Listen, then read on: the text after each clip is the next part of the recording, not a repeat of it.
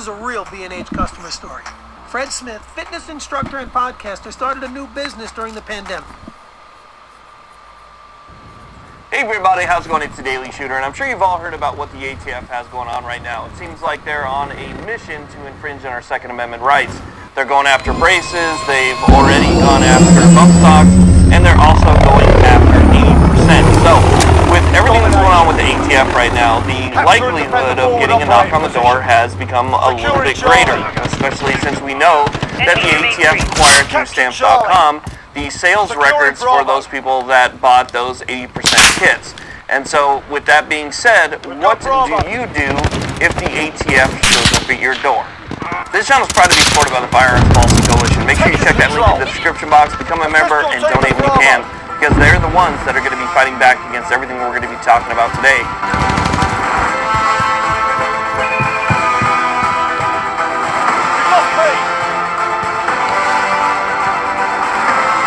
Now, I suppose I should start off by saying I'm not a lawyer, and this should not be considered legal advice. If you need actual legal advice, please contact a competent Second Amendment attorney, somebody who knows exactly what they're talking about. This is my opinion based off of information that I've gathered from reputable sources. Now, even though I've made a video about this in the past, as a matter of fact, I think I've made a couple of videos about this specific topic in the past. Recently got an email from the Firearms Policy Coalition. If you're not a member, make sure you join. They are one of the people who are going to be spearheading the fight against all this stuff that you keep hearing about. But they sent out an email, and at the bottom of the email, they had a little bit of guidance on what you should do if law enforcement ends up at your door. And a lot of it was stuff that I had talked about previously in other videos, but I thought I would reiterate it given the current circumstances and what's going on right now. So the first thing that they have, at least on their list, is do not talk to them. That's one important thing that I always try to stress to people. It is very hard, if not impossible, to talk yourself out of getting arrested. It's something that a lot of people try to do, but there's really no way that you can talk yourself out of something that they've already predetermined that they're going to do. But if you do talk to them, you can get yourself into a lot more trouble. There's things that you would say that you think are perfectly fine, but in reality, they're actually incriminating. So the best thing that you can do if the ATF does or law enforcement shows up at your door is don't say anything. You don't have to say anything. As a matter of fact, you have a legal right not to speak. Okay? What you would do is you simply inform them that you would like a lawyer before you say anything. And then you go ahead and you give that lawyer a call and you let them know what's going on and you let the lawyer talk for you. The lawyer knows the law a lot better than you or I do. And the lawyer will be able to talk to law enforcement and talk to whoever is in charge, and they'll be able to speak on your behalf in a way that will not incriminate you. That's very important. Another one is don't voluntarily allow for searches. Okay, so if somebody comes to your door and they say, we would like to search your home, we got this name from Stamps.com, we know that you may have purchased one of these kits and we'd like to search your home. You do not have to allow them to search your home unless they have a warrant. Again, they don't have to search your home unless you allow them to search your home or they have a warrant. In which case, if they have a warrant, they're not going to ask, they're just going to force their way in. They're going to let you know they have a warrant, they're going to tell you they want inside. At that point, if they have the warrant, they can come in and they can search for whatever is on that warrant.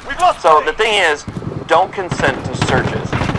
If they don't have a warrant, let's say, and they force their way in anyway, well, now you have a case against them for illegal searches and possibly illegal search and seizure, right? So it's better to be able to fight that, should they come into your house regardless if they have a warrant or not, than it is for you to say, yeah, go ahead, take a look around. If you allow them to just take a look around, they're going to find whatever they can find. And something that you may think is totally benign, that's not really that big of a deal, they may see that and they might be able to build a case against you just based off of what they saw. You're allowing them access to incriminate you. They're not there to be your friends. They're not there to be your buddies. I know that a lot of times they may come off as super friendly, and some of them are friendly people, and my suggestion to you is to be as friendly back to them. You know, be friendly, be courteous, professional, speak to them kindly. You know, don't make yourself out to be something that you're not. Talk to them as you would your neighbor. That's perfectly fine. You don't have to get enraged by what's going on. Talk to them calmly and talk to them professionally. but they're going to try and act like they're your friend. They're not there to be your friend. They're there to want to think that what you're saying. So again, don't talk to them. Let the lawyer talk to them. Don't consent to searches. Now, before I continue on here, let me go ahead and say that I do support law enforcement. I think that in a society, there needs to be laws, and there needs to be somebody around to enforce those laws. That is what helps make a society civil. So I support law enforcement, but as an American citizen, we have rights.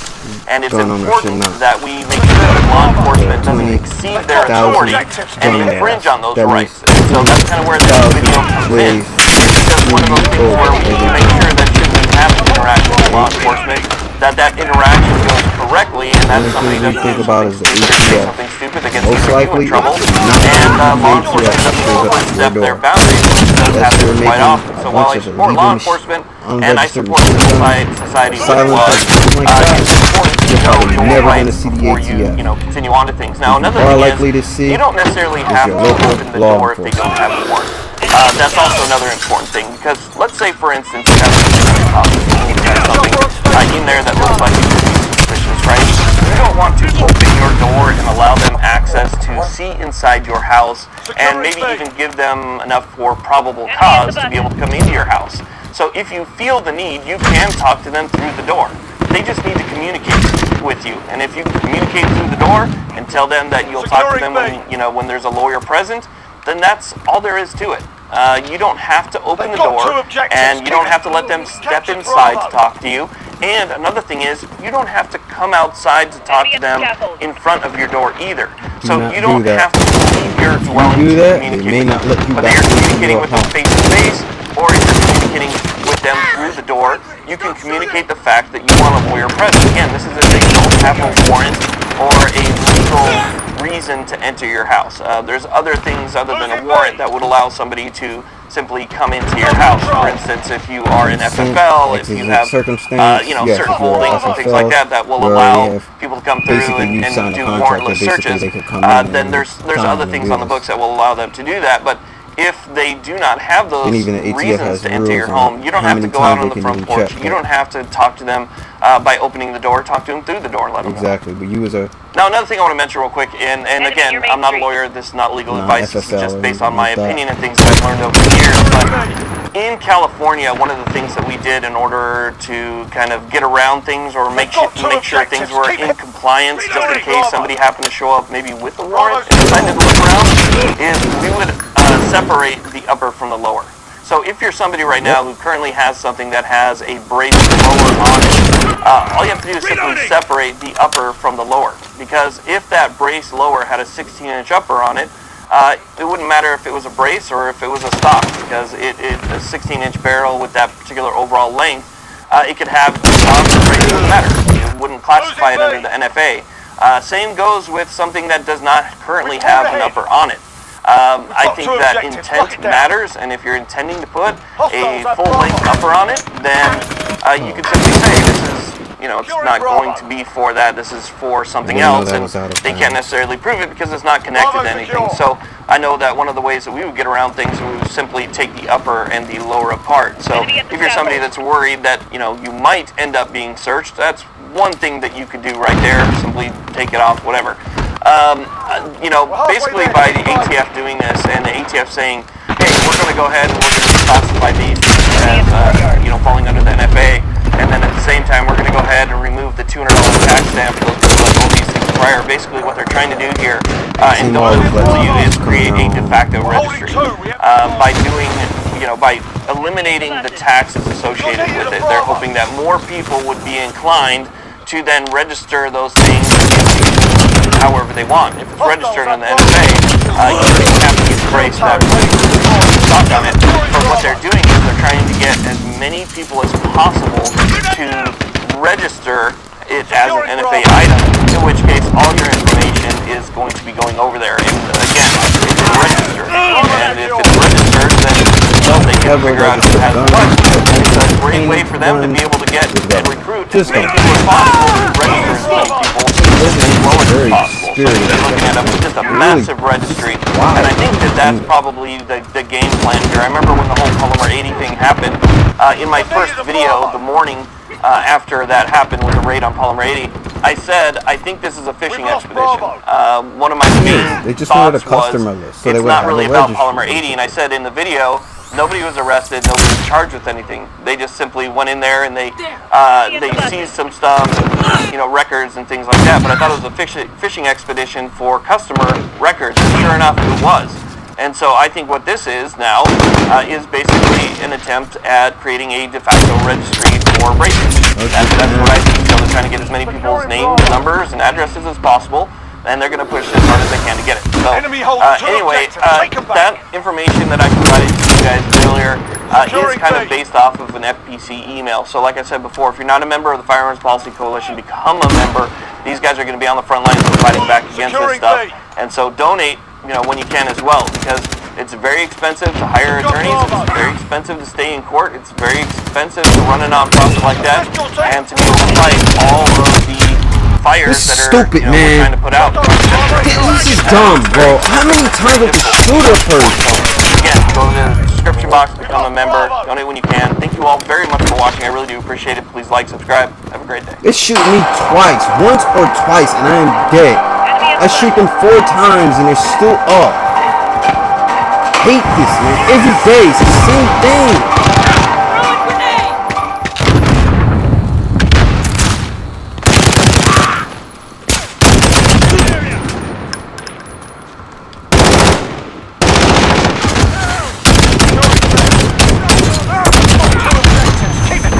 Shield turret ready to deploy. Flash out! We captured Bravo.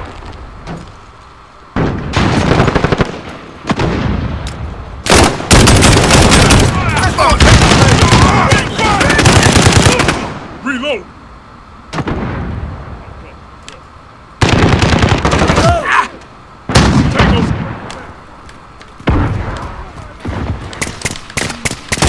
We've got control. I'm taking fire!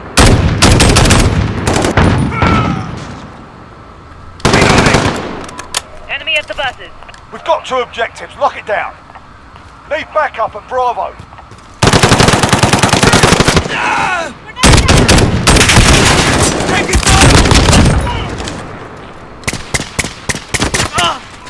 Enemy at the scaffold.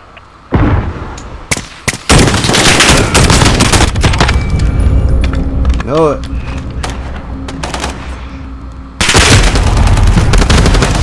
Every time. Every time. Assist your team at Bravo. I'll cover, let's go. We've lost Bravo.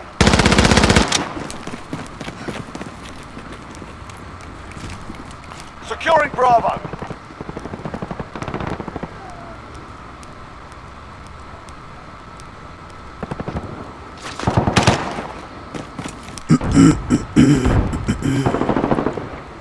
Securing B.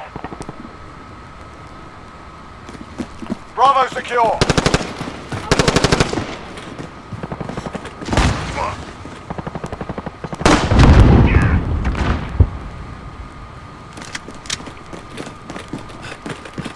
Losing B.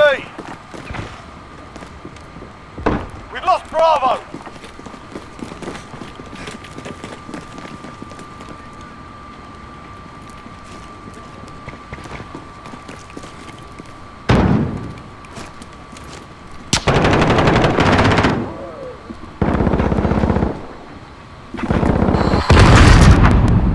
Reloading!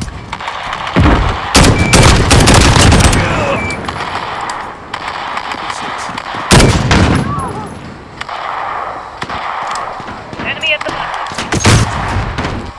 Enemy holds 2 objectives. Take them back.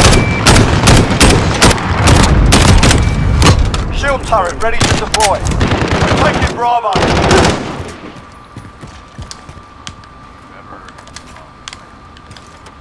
Securing B. We captured Bravo.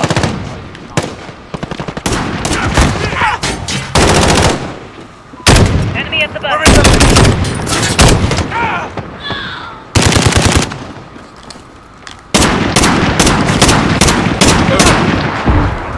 Losing B.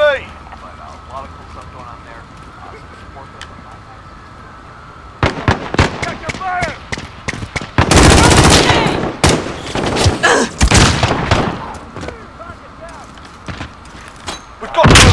Lock it down. Bravo! Oh my goodness. Enemy at the buses.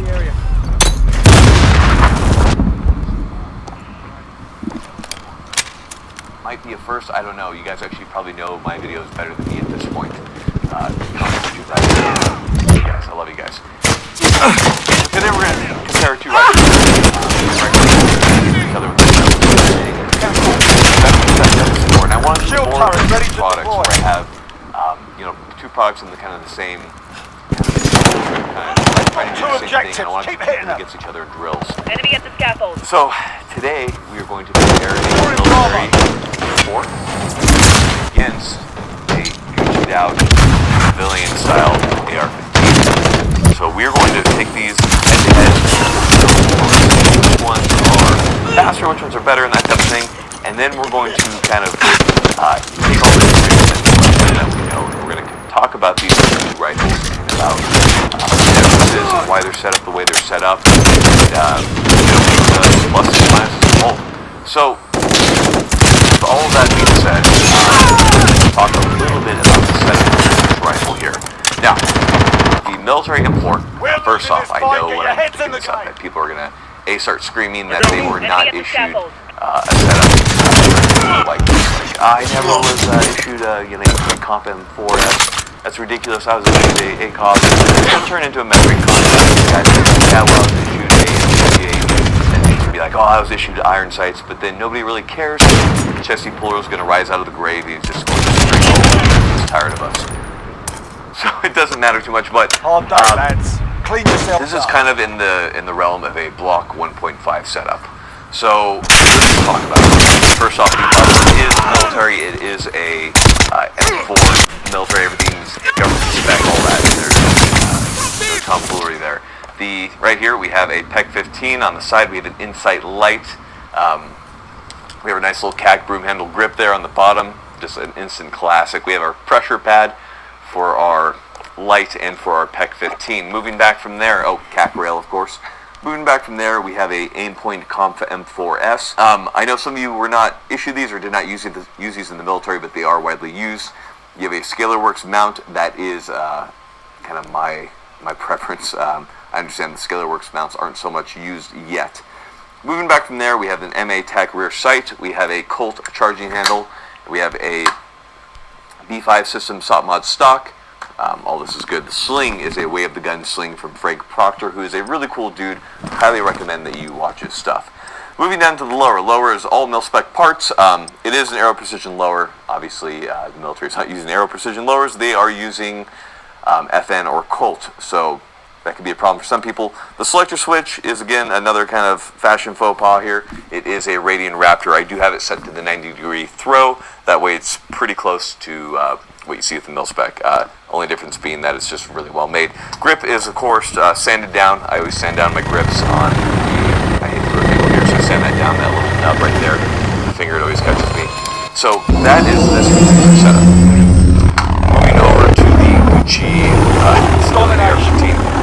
So the upper is a Bravo Company MCMR with an enhanced lightweight barrel. The MCMR being the rail system, which is M-lock. The barrel is 14.5 inches with a pin welded muzzle device. The optic is an Aimpoint Comp M5S on ScalarWorks mount. We have a Arasaka 600 series light connected to a Cloud Defensive mount to hold the pressure pad in place. Big fan of Cloud Defensive. If you haven't used them before, your pressure pads aren't going to go anywhere. ScalarWorks front sight. We have a tactic rear sight. Moving down to the lower, we have a Radian Weapons ADAC lower. It has a Geyser trigger, all Radian internals, all that type of stuff. We have a mag-pull grip, and then we have a Radian selector, of course, on the ADAC lower. Charging handle is a Radian Raptor. They absolutely rock, probably still the best on the market. This one is NP3 coated, super slick. Finally, actually the same stock, a NP5 SOP mod. So some things are just good. Some of you might ask about the hand stop. The hand stop is a 0 Bravo hand stop. I just started using it, digging more on that later. The sling is a Pharaoh concept.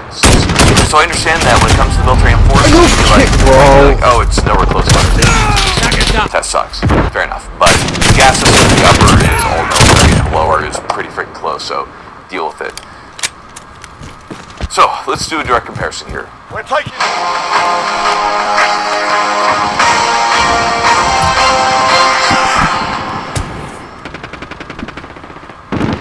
They've got two. I did Keep hitting them. 5 drills. With these 5 drills, I first off started with both these rifles, and I warmed up with them using the Bear Solutions Enemy at the drill, bus. which sucks. If you haven't done it yet, highly recommend you watch the video on it and try it out. After I warmed up, I did each drill. So I did 3 iterations of the drill with each rifle. So the drills run 3 times with each rifle.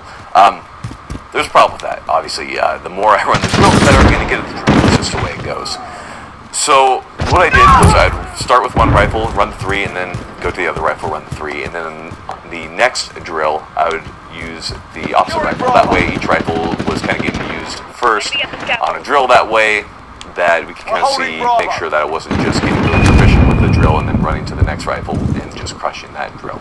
So there's going to be human error here. You know, we can't be perfect when it comes to these drills. There's going to be familiarity with the rifle, familiarity with the drill, that type of stuff. These numbers are kind of just to kind of see what I can do, given my level of training and that type of thing. But I think the numbers are still pretty interesting. I wasn't really sure what to expect, you know, which one I'd be faster with.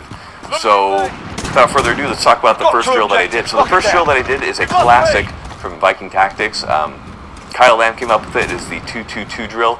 So it's simply 3 targets. Enemy They are near 10 Main yards Street. away from you. They're spaced approximately 2 yards apart. And then you put 2 rounds.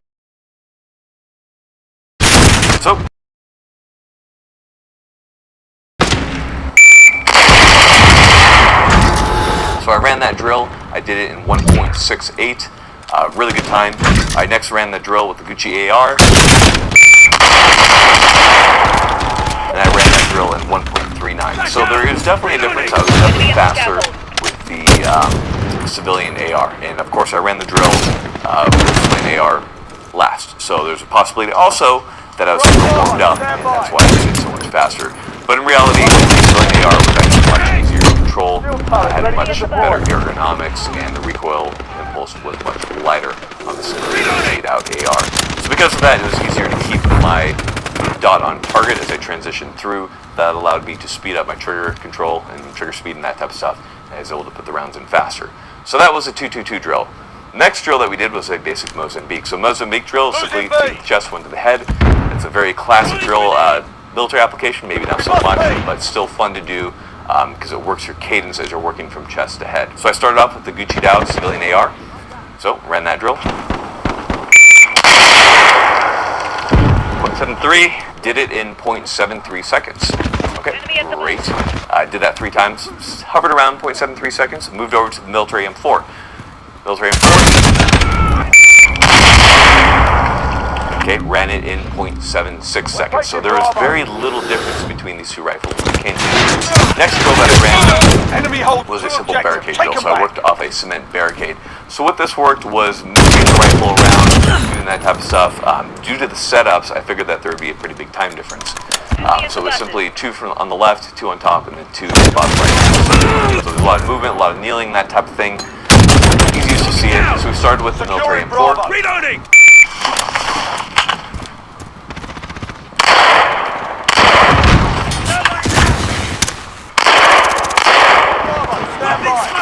We're holding Bravo. Taking Bravo. So I did that at approximately 13.7, hovered right around there for my 3 runs. Assist your team. Next I did it with the Gucci'd out civilian AR. Hostiles at Bravo.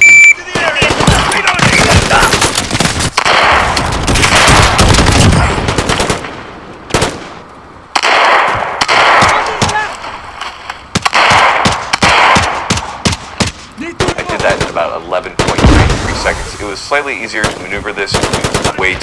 Of course, the military M4 has tech and all that extra equipment. Also has a big broom handle sticking down, so it's a little bit more difficult to maneuver. So because of that, it was much easier to maneuver this Gucci'd out civilian AR. The next drill that I ran was the 75-yard 2 shots. So I simply started from a high ready, then on buzzer, I would bring my rifle to my shoulder and I'd take 2 shots at a SEAL target that was 75 yards away. So I started off with the Gucci'd out civilian AR. Here we go.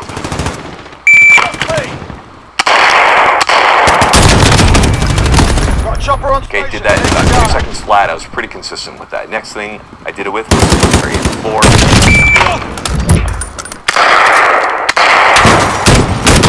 I did that in about 2.75 seconds. Consistent. Finally, we moved to collateral drill. Collateral drill is kind of my own drill that I love to do. Structure of collateral consists of 2 targets. You're approximately 7 yards away from on boundary. Chest on the first one, chest on the second one to the head on the second one, and then immediately transition one to the head on the first one. So it's just a fun transition drill. It's based on the movie Collateral. It's cool. Tom Cruise is great. Really short. I realize that. And that kind of. But anyhow, collateral drill. So I started off with the military M4, ran that 3 times.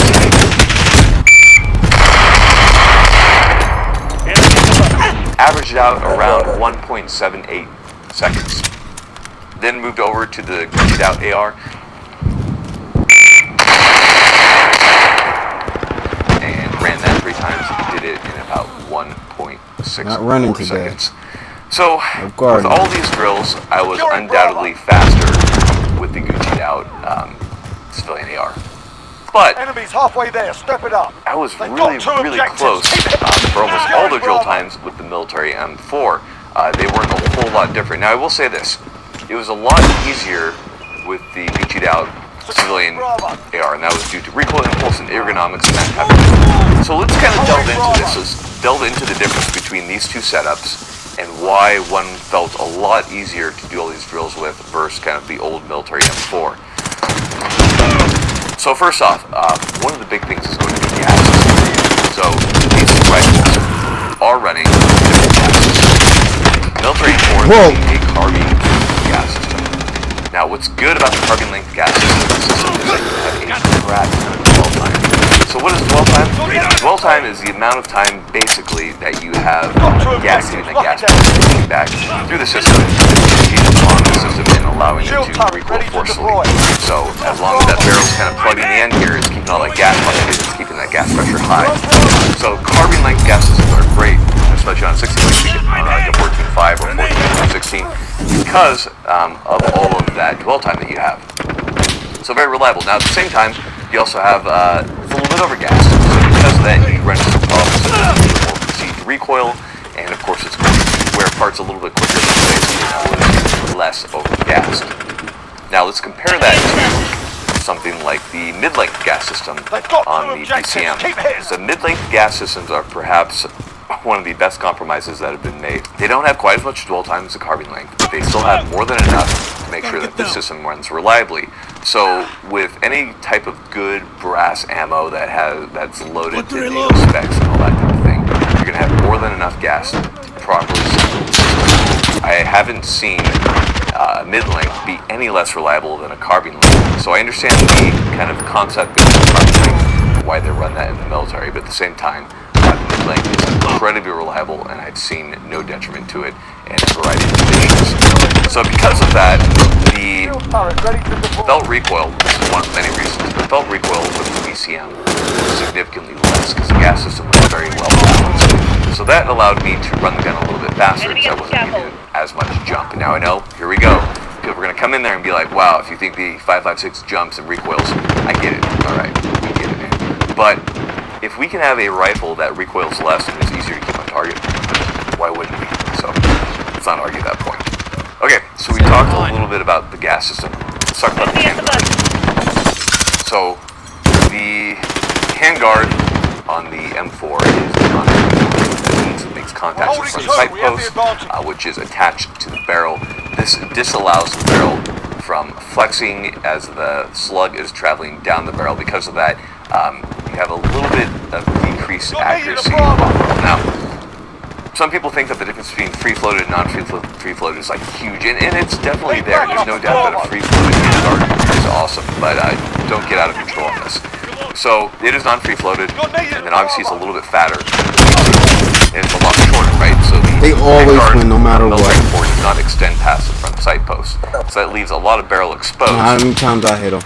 It is hit light him 3 to times start off with, down. but the problem double tap into and play then when you hit start him one shooting more off of the time. barricades. He fired a couple of shots. If I'm and coming I up was to a just window looking. or a wall or something and I need to brace this rifle off of that in order to take a shot, you don't want to rest the barricade on the barrel of the weapon, if at all possible. Sometimes you have to, but when you rest the barrel on a barricade or something like that, it's Enemy going holds two to objectives. push Take on the them barrel, back. and it's going to affect accuracy. It's going to deflect. It's going to cause that round to not land where it should. So what's nice about having a extended handguard, such as a BCM MCMR, is that you have very little of that barrel exposed. So if I go to rest that barrel on the windowsill, I'm not going to be pressing on the barrel. That allows me to get a little bit further back and not expose the barrel as much and that type of stuff. So it's pretty cool. Now, another great thing about having an extended handguard is the ability to reach the handguard. This is always the what people get really pissed about, right? Is they're like, why do you reach your hand out so far? It basically allows me to control the rifle more. Contact. Enemy at the So all the bang is coming out the end of the rifle. So the closer I have my hand to the end of the bang right there, the more I can kind of control it. It gives you a little bit more leverage on that, right? That's basic kind of mathematics and science. And I feel like I'm rehashing Magpul DVDs right now. And so I'm not like a fan of like super like over anything like that, but getting my hand forward is nice, allows me to control everything, and also allows me to get an easier length of pull. So when you're holding an AR, and you're bringing it to your shoulder, you want a good length of pull. You don't want to be sucked in where you have to go like really forcing out. You want to allow you to bring it down to the muscles to allow that rifle to pull back into you.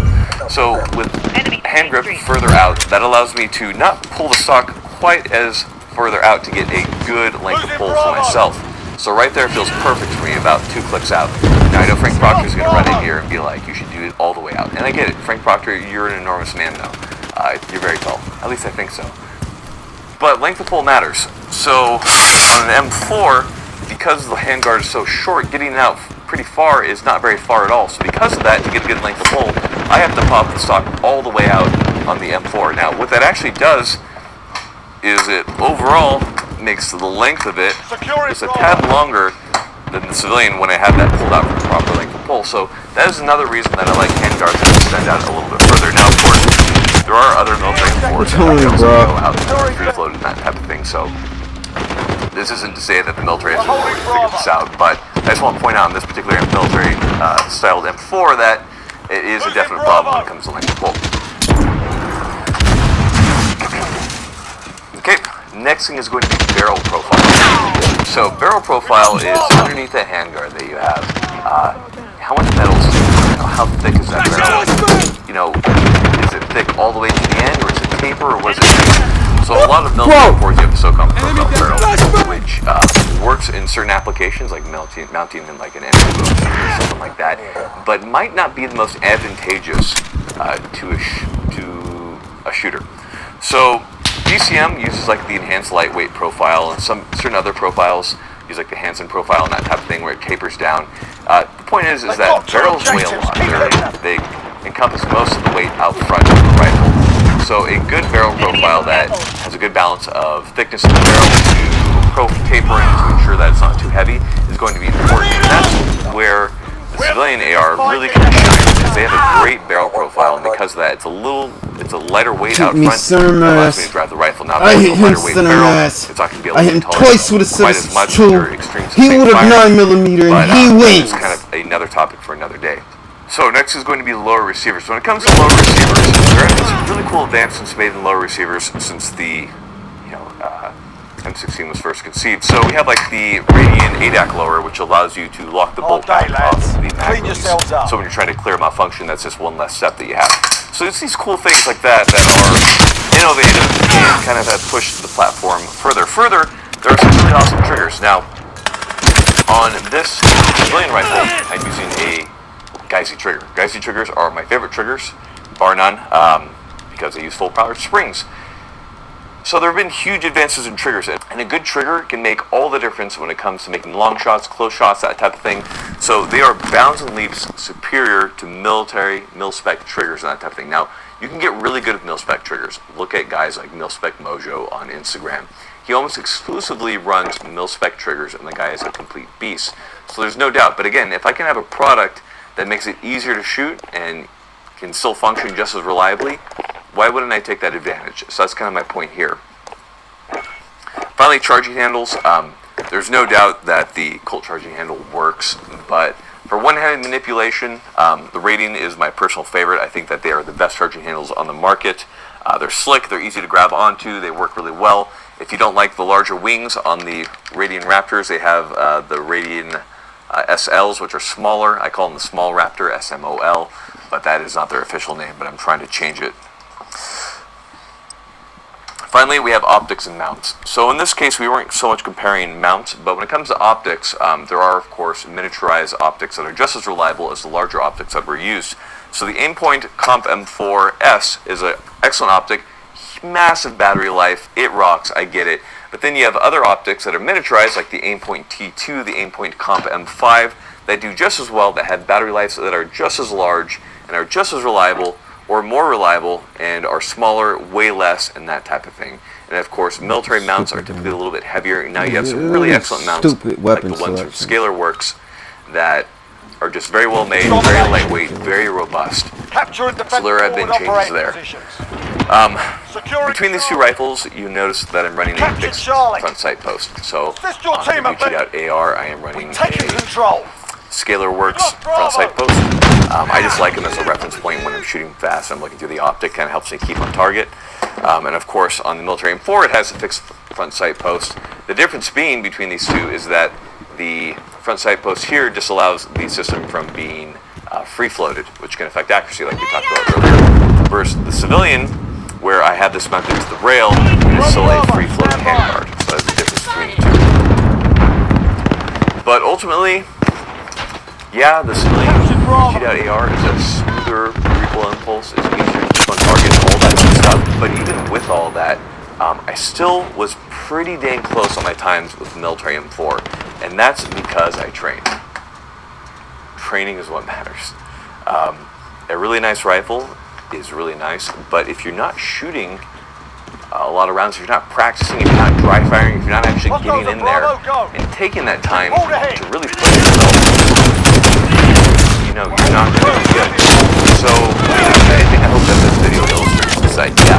It's definitely a superior rifle, you know, no doubt, superior. But if all you have is, you know, a plain Jane M4 or even, you know, a less Gucci'd out civilian AR, go and practice. You know, the guys who go and drive online about how cool and Gucci out they're not shooting. What's the point? Guns are cool, but if you own them, thank you. So that's my only point here, guys. We're going to be doing a lot more of these types of comparisons between rifles, especially if you start getting higher end rifles, and even different types of rifles like AK versus AR, SCAR versus AR, SCAR versus AK, Glock versus another Glock imitator. So we're going to be doing way more of these. I hope you enjoyed this video. Drills, thought process, then the thought process behind it. Enemy holds two objectives. We have a lot more. Take it back. So stay tuned. We're on Bravo. Stand by. Cool. Get training. Cogworks, Bear Solutions, Esoteric, Haley Strategic, Bravo which is secure. like that, which is a great company. I've got nothing else for you guys. We're in control. Reloading! Reloading! Okay, I do have one more thing for you guys. Wash your hands.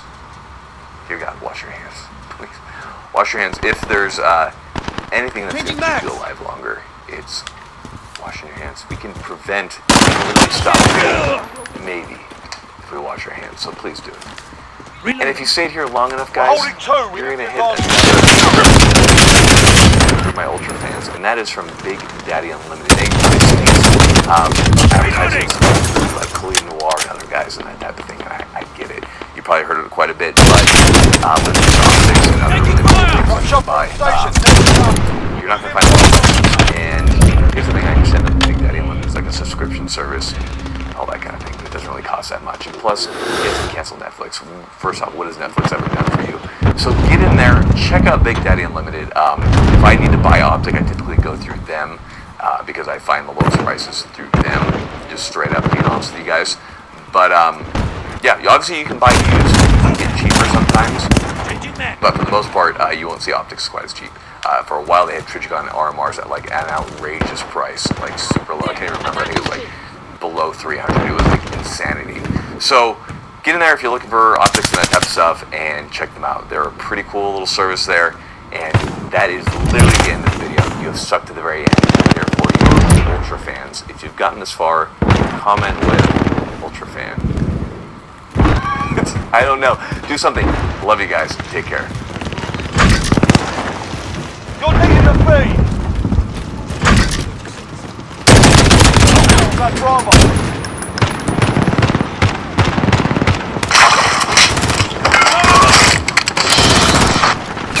You and I both know that boxing is an incredible full body workout. If you really want to maximize your workout and start throwing harder. Let me start this video by reading this to you. Resolved, that we express the sense of the Senate that it is the duty of the courts and law enforcement agencies of this state to protect the rights of law-abiding citizens to keep their arms within the borders of this state from infringements on the right to bear arms. Would you believe that's being called active? Sit by and watch this episode of Guns Again to learn more. You're needed at Charlie. Hey everybody, welcome back to Guns and Gadgets, your premier source for Second Amendment news. And before I get into you can't make that stuff up, let me just say a big thank you to my friends over at the Warrior Poet Society Network. They are doing great things. They have fantastic shows you can only find there. You can get there by hitting the link down below. Hopefully you will consider joining. They also have some of the best voices in the Second Amendment on their free.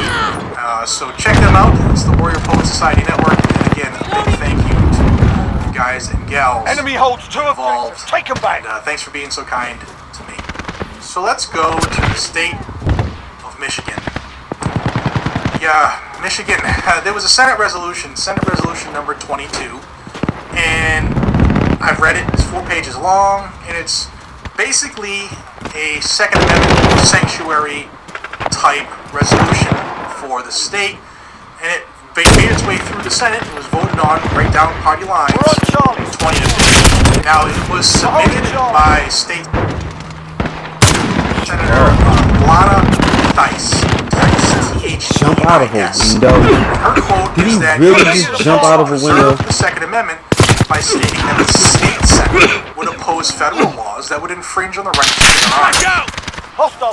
Kind of like that stuff that, like, Grenade out! it's common sense, right? That common sense that they say, it's in the Constitution. You would think that they're before that. Nope, not at all. I'm going to put a picture on the screen of another state senator in Michigan who said that this resolution was filled with insurrectionists.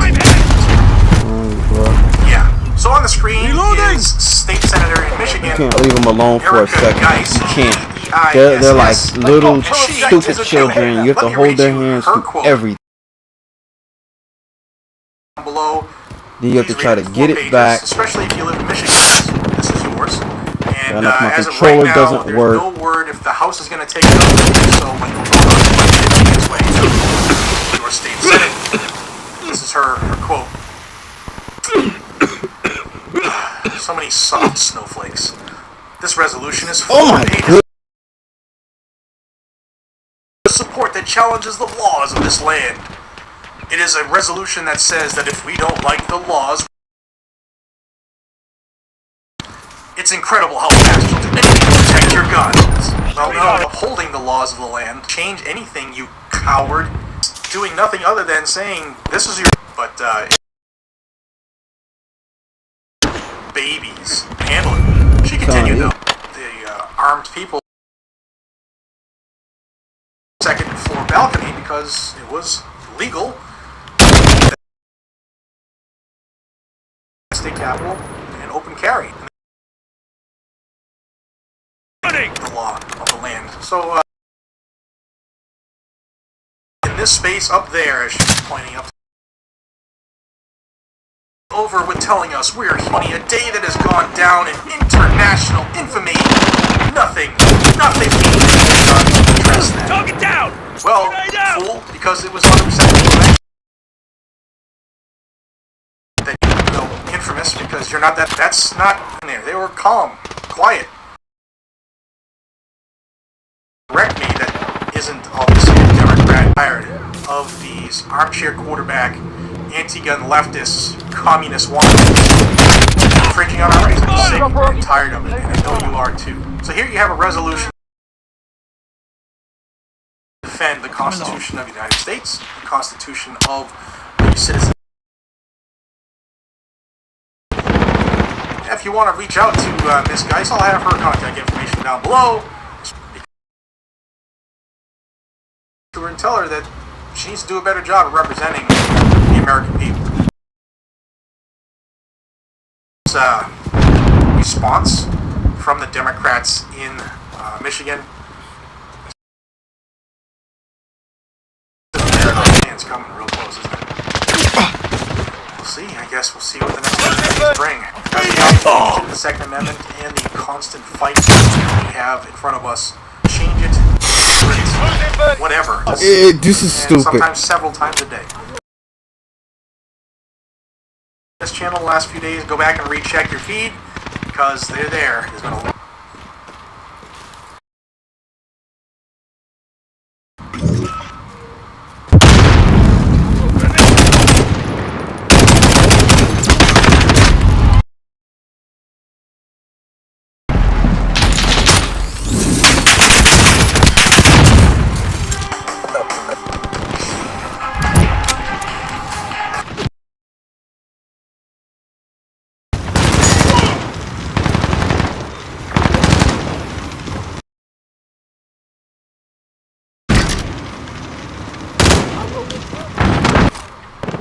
We're gonna lose this.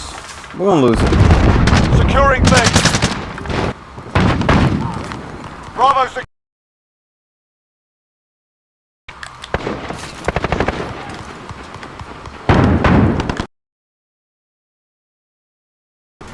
We're on Alpha. Stand by. We hold all the objectives. Losing Bravo. Enemy at the center. Must be.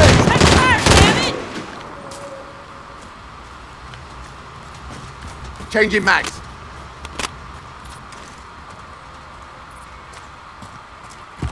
Taking control.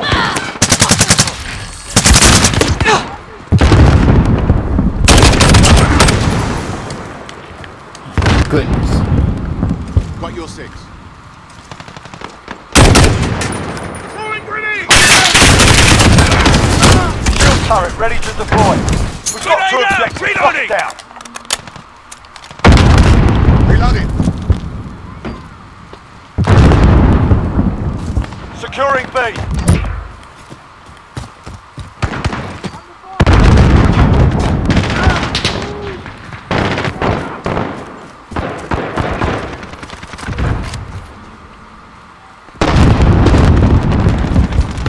Losing Charlie.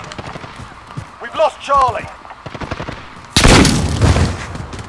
Flash out! Enemy at the forklift. Changing mag.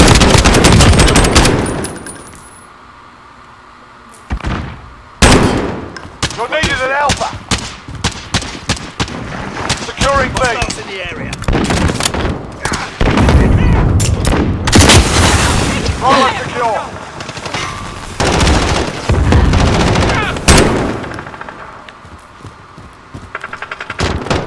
Enemy at the forklift.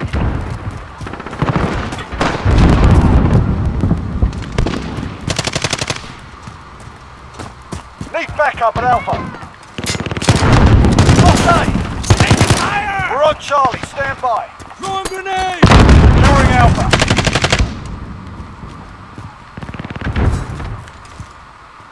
We captured Charlie. Need to reload!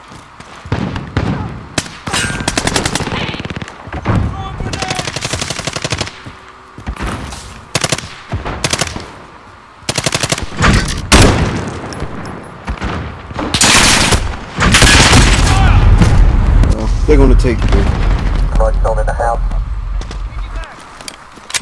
Enemy at the forklift. Securing Alpha. A That's your team at sea. We've got 2 objectives. Lock it down. We hold all the objectives. We're winning this game, Tom. That's Charlie.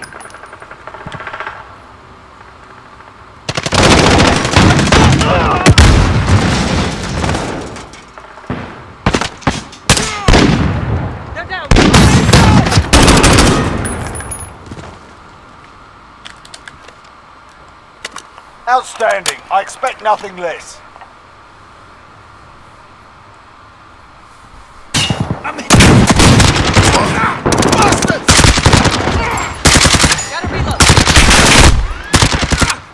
Gotta reload.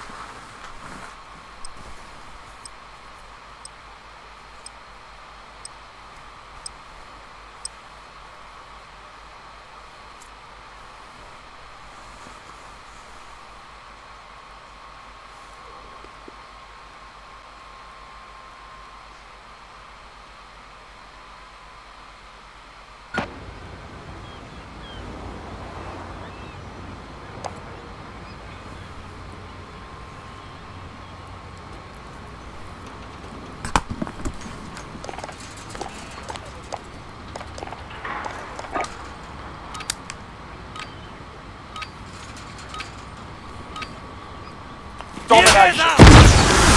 Capture and defend the objectives. Enemy at the dump. Securing Charlie. Yes, it We're on is. Bravo. Stand by.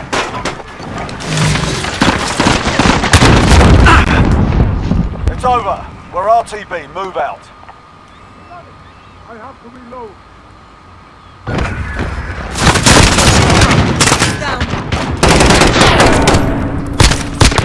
Taking fire! Friendly!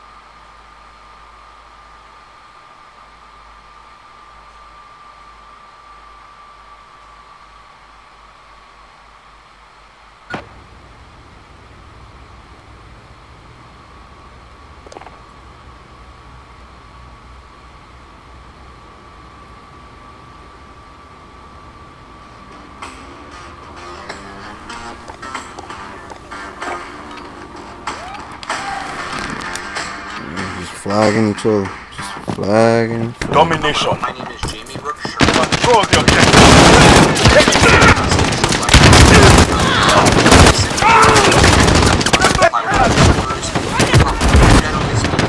We control C.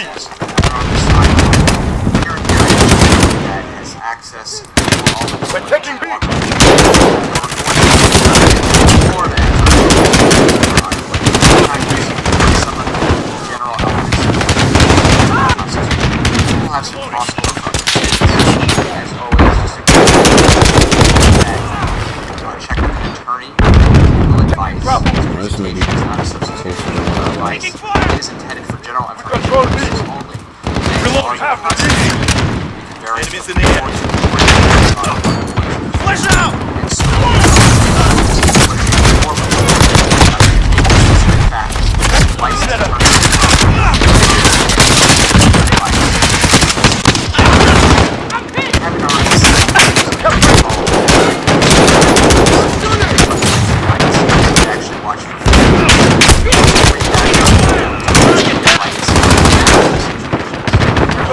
Two objectives. crossover with that.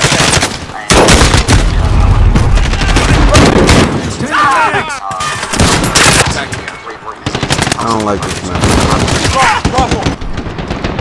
Starting just generally with the Constitution. What Mozambique? The Constitution provides Bill of Rights. The Constitution. And those Bill of Rights were the federal government. They were incorporated in the 14th Amendment. Incorporation means that it's been held against the states as a kind of floor or baseline of rights that people are expected to have no matter what state they are in.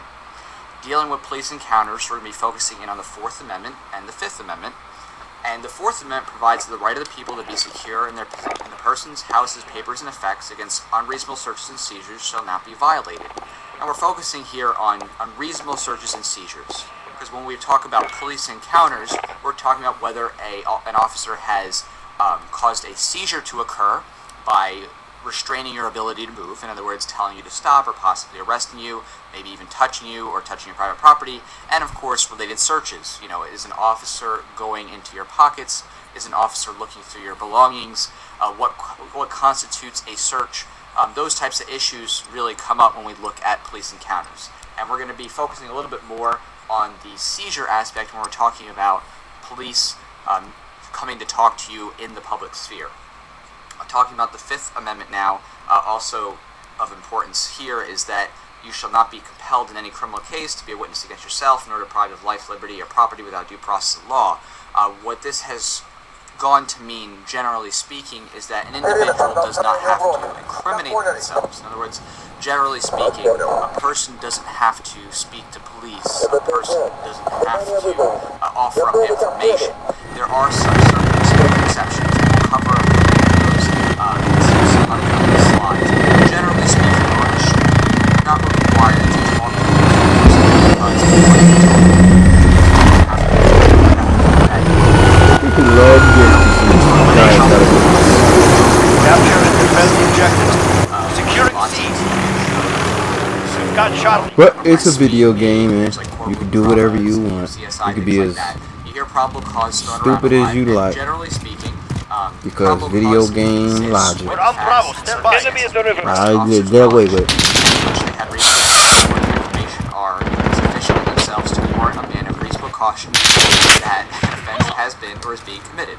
And that's very verbose and wordy and confusing. But the short of it is that probable cause is a standard that an officer has to reach in their knowledge when meeting somebody on the street in order to make an arrest on the street. In other words, an officer has to see these facts and circumstances at a reasonably trustworthy level related to criminal activity in order to make an arrest. So the short of it is an officer on the street is not going to walk up to a person. That is a part of due process. It's lovely when I can't see. The 14th Amendment, which states are required to provide. Reasonable suspicion upcoming, so I'm just making these definitions clear. A reasonable suspicion is a lower standard than probable cause. That's often where we hear that whole Terry stop. If you ever seen someone stop, Terry stop. Shield turret ready to deploy. Officer patting somebody's outer clothing down. That's what we think of when we think of a reasonable suspicion stop. And a reasonable suspicion stop happens when officers have specific and articulable facts which indicate that a crime is being or is about to be committed. It's not as high as probable cause, but it's enough that officers see facts which make them think that a crime is about. And this has to be more than a hunch or a general suspicion. In other words, officers can't just say, oh, that person walking down the sidewalk looks suspicious. It can't just be, oh, that person is a minority and they have a backpack. I have a hunch that they have drugs. You know, there's still a level of protection that has to be metered out when it comes to carrying out reasonable suspicion stops. And reasonable suspicion stops basically mean that an officer is able to detain a person, that is, tell you that you can't move from somewhere for a brief period of time. And that time period has depended on whether or the not middle of the night. You're an individual in front of a bank that is certain type of crime which requires a lot of investigation. On the short end, that would be reasonable suspicion. It's not probable cause, might be but it is accustomed to. reasonable Those are supposed to only last about 15 None of those minutes things at are most. illegal. Someone that maybe But it doesn't is have very a suspicious to be parked in bicycle front of a helmet bank in the or middle bicycle of the light, and the night. city ordinance That's requires that closed. the officer's only A bank supposed to that's write them a closed. citation that should Okay, take why? 10 to 15 minutes tops, and that's it. That's all they're allowed to detain for with those types of short stops.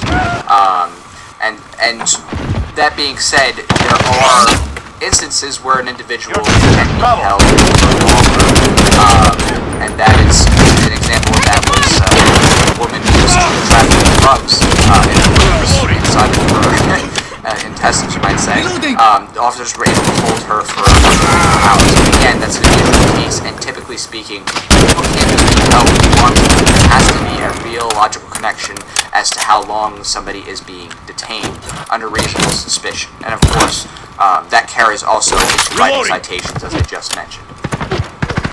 Now, talking about compliance on the street. The focus point, again, for this discussion, now that we've gotten this background information out of the way about your 4th and 5th Amendment rights, about probable cause and reasonable suspicions, types of stops, is that being approached on a public sidewalk or public place is the area that we're going to be focusing on. Generally speaking, police have the right to make full provide anything until that probable cause standard has been reached, as you see. Oh my The goodness! exceptions that we're going to briefly talk about are where states have reasonable suspicion detention statutes, which allow them to, that is, officers to demand your name, your birthday, and permanent address.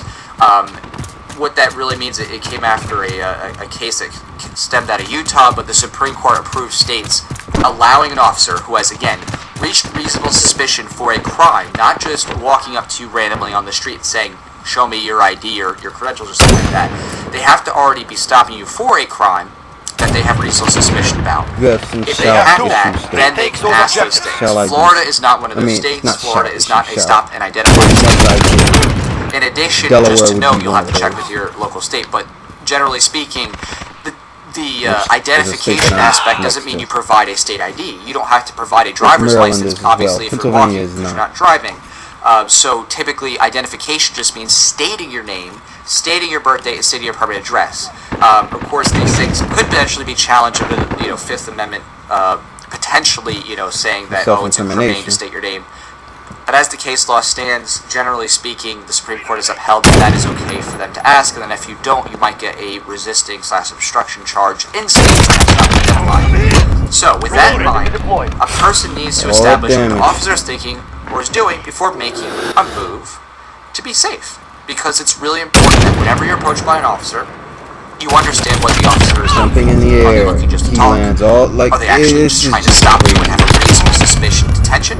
Or are they about to arrest you? That's a very big deal. So what is your job? Your job is to be a detective.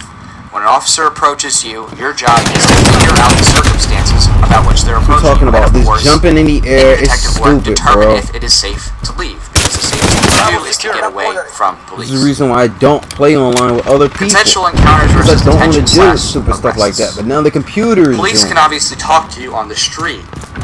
Police officers, just like any other person, that they can say hi, hello, how are you doing? You don't have to talk about ask you what's in your purse. You don't have to They say can ask anything. you what you had for lunch. But an officer cannot, at least without the reasonable suspicion or probable cause requisite, they cannot make it seem like you are required to talk to them. We have 2 objectives. They're not supposed to make you believe why that you you are asked, under arrest am I or being detained? detained with Am a I show of detained? authority if you're legally Keep not asking. being arrested or detained. Now, that being said, police can lie to you, but when it comes to legally operative words, like an officer saying to you, stop, or halt, or you're under arrest, an officer can't really lie about that, because if they do say those things, it leads to issues such as a, false arrest, potentially. It leads to false detentions. It could lead to evidence being suppressed because the evidence was gained unlawfully. So an officer, at least legally operatively speaking, can't be pretending like, I'm stopping you, or I'm going to arrest you, and then saying, just kidding. Once those levels are met, once an officer says stop or halt, jumping. This is what I'm talking about, man. They can't unring that bell. So we have to find out what that police officer is talking to you for, so that you can know what to ask next. So when the initial encounter, if you're approached by an officer, your first job as a detective is to determine your status. And that easiest way to do So that I'm is about to ask, done with this am I game. free to go, or am I free to go? And remember to remain calm and still. You don't want to make an officer nervous or anything like that. You want to make them realize that you are confident in yourself, that you know your rights, but without, being really pushy or aggressive. You want to be firm, but you want to, seem very level-headed. And by asking, am I being detained or am I free to go, you are immediately establishing that you are not interested in talking to that officer because you're trying to figure out whether you can actually leave. And so you're trying to make it clear that you are getting out of that situation. And if an officer continues to be evasive or not give you a straightforward answer, that could lead to a potential detention happening. And that is by the law. And so if that happens, that could be a lot of big trouble because anything the officer says or does afterwards could be suppressed because it would be an unlawful detention if they didn't have reasonable suspicion. And not only that, there could be civil damages if a lawsuit was successfully launched. So if the officer then says that no, you're not being detained, immediately this should be your cue to get out of there. Now, it doesn't mean that you should start, running full speed the other way, potentially arousing some sort of suspicion or nervousness. Now, that being said, there's another issue which we won't be talking about today, and that's, when fleeing from an officer can turn to reasonable suspicion. We're not going to talk about that, but generally speaking, this is just a safety measure. This is good practice. You just say, thank you and good day, and walk away calmly. Why? Because you're just letting them know you're not interested in talking, and you're getting out of there in a safe and decent manner. Nobody can say that you were disturbing the peace. Nobody can say that you were threatening anybody if you walk away calmly and confidently. And that's really key. You don't want to cause any more conflict that you need, and you want to create the best possible case for yourself in the event that your rights are violated. Just plain and simple. However, now, if that officer then does say, yes, that you're being detained, you're in a different world, and your detective hat has to be tipped up a little bit more because you have a lot to research. First, what you need to find out is why you're being detained. Ask the officer straightforward. Why are you being detained? It's important to know what exactly you're being detained for. Why? Because that could be used against the officer later in court if the officer ends up, saying something different. If the officer tries to pretend that they detain you for one thing but really was another, that could be a huge impeachment aspect. Especially where officers are making things up or trying to, play that they can do anything. And I've personally have been in those situations where officers have tried to do that to me. Very irritating, even while lawsuit. So it's really important to make sure that you get them on the defensive, not in an aggressive way, but in a logical way. You're letting them know that you're building a case for yourself, and you're going to get to the bottom of this. If the officer then says anything other than, and we're talking about from Florida now, for loitering and prowling. Loitering and prowling is just an interesting issue in Florida. It's not as one of those things where you have to show your ID or anything like that. The issue with loitering and prowling in Florida is that one of the circumstances around which there's suspicion is refusal to state your name and address in loitering and prowling. However, stating your name and address is not an element of the fine. It's a really very intricate legal issue, but the short of it is we're just going to focus really more on what you need to do generally. Okay, so when the officer responds to you, maybe they said, oh, we heard that someone was maybe if you're a young person underage drinking, we heard something about somebody tampering with the car. You don't respond to any of those things. You're just there to receive the information so you know for the future what it is that they were looking at. Next, you need to get their badge number and name. Why? Because generally speaking, in police procedure manuals, they are supposed to give you their badge number as a way for the public to know that they're a real police officer and not an imposter. So it may be difficult to actually take that information down. Obviously, do the best that you can, but try to remember their name, try to remember their badge officer. Their badge number, the badge number of the officer, and that way you have the future in the event that you need to file a complaint or file a lawsuit. Ask to speak to the supervisor. It's not always true that they have to get their supervisor on the scene, but it does let the officer know that you're serious, that you are very disturbed that you're being detained. He does not have to tell you. And of course, at the end of that, ask if you're still being detained. Plain and simple. Your job is to get out there as soon as you can. You need to ask as often as you can whether or not you're being detained, if you're free to go. Obviously, don't do it to the point of being aggressive or obnoxious, but do this every 30 seconds to a minute. You need to find out as soon as you know, or can know, when you can get away from that situation. Because officers are not really required to tell you when it's passed, when that reasonable suspicion is passed. Nope. They have to. They'll say stop, So you to can let you ask know that you've one been stopped. time. But they don't have to say, oh, well, And then sorry, it's over. You need to ask. And if you ask and they continue 24 past minutes that, came then by, they're setting themselves up for trouble. You couldn't hold your tongue. You're So, talking and talking. going to this next slide, now we're going to bring it back to you that could have been loitering on and your prowling way, issue a whole with minute Florida. ago. Again, Because you didn't keep asking asking. for your badge number Kept and asking name is questions. important. You want to speak Kept with a asking you supervisor because you want to questions figure out why. You kept You can being ask why the stupid. officer thinks you're You're loitering or prowling. Again, you're building a case for yourself. Ask what he wants to know to determine if you're not loitering or prowling. Again, the best thing you could do for yourself is to not do or say anything that could be incriminating. It's to not ask talk. the officer what's on his mind, and he may not, or he or she may not respond, but you are getting it out there. You're putting it the opportunity for them to create a record against themselves. That's the point that you're trying to do, and the officers are trying to do the same against you. So you're just trying to stay ahead of them. And again, do not say Not your anything friend. except to ask if you're still being detained, Always say and do this once that you have they're- a minute or 30 seconds or so until the officer no longer detains you, because summons, again, they may not let you know that you are free make to go. arrests, gather And evidence this, for the again, this is district more of a attorney Florida to specific ultimately issue, but put if an you officer demands in identification, this is prison. a real judgment call. But generally speaking, you can They give put your you in actual jail, the legal DA is name, going to put you in birth, prison. potentially, your home address that they ask. But really, be careful, because I have seen instances where people get tripped up. They sometimes give an address that was their student address. It's not really their permanent address, and they look at their license. They try to say, "Why are you lying?" I mean, I've seen really crazy stuff, which is why it's a really gut-wrenching issue. But with loitering or prowling, it's kind of scary. You try to do your best you can to give the information that you think is safest. If you think your date of birth and your name is easy to say, they can't get that wrong. They're not going to be like, "Oh, you actually have 2 addresses, and we're going to arrest you." That's the best way to do it, is to be as safe as possible. And you don't need to give an officer any forms of ID. Again, walking on the sidewalk, we're talking about public places. Walking in a public park that's completely open. Walking in a boardwalk, on the sidewalk. You don't have to give an officer an ID, as much as you don't have to show a pilot's license to drive a car. Again, the ID part, if any, which is only relevant in Florida to loitering, prowling, is handling them with saying your name. You cannot talk yourself out of handcuffs. So coming back to the general, if an officer now does not give a direct answer to you, in other words, you have asked these questions. Are you kidding me, man? Again, this is do what I'm not talking speak about with except this to ask. game, bro. Again, your badge number and name is. You want to speak to your supervisor. Ask whether you're being detained. Ask if you're free to go. It's the same thing. Doesn't matter what it is. An officer that's being evasive, you need to get that information.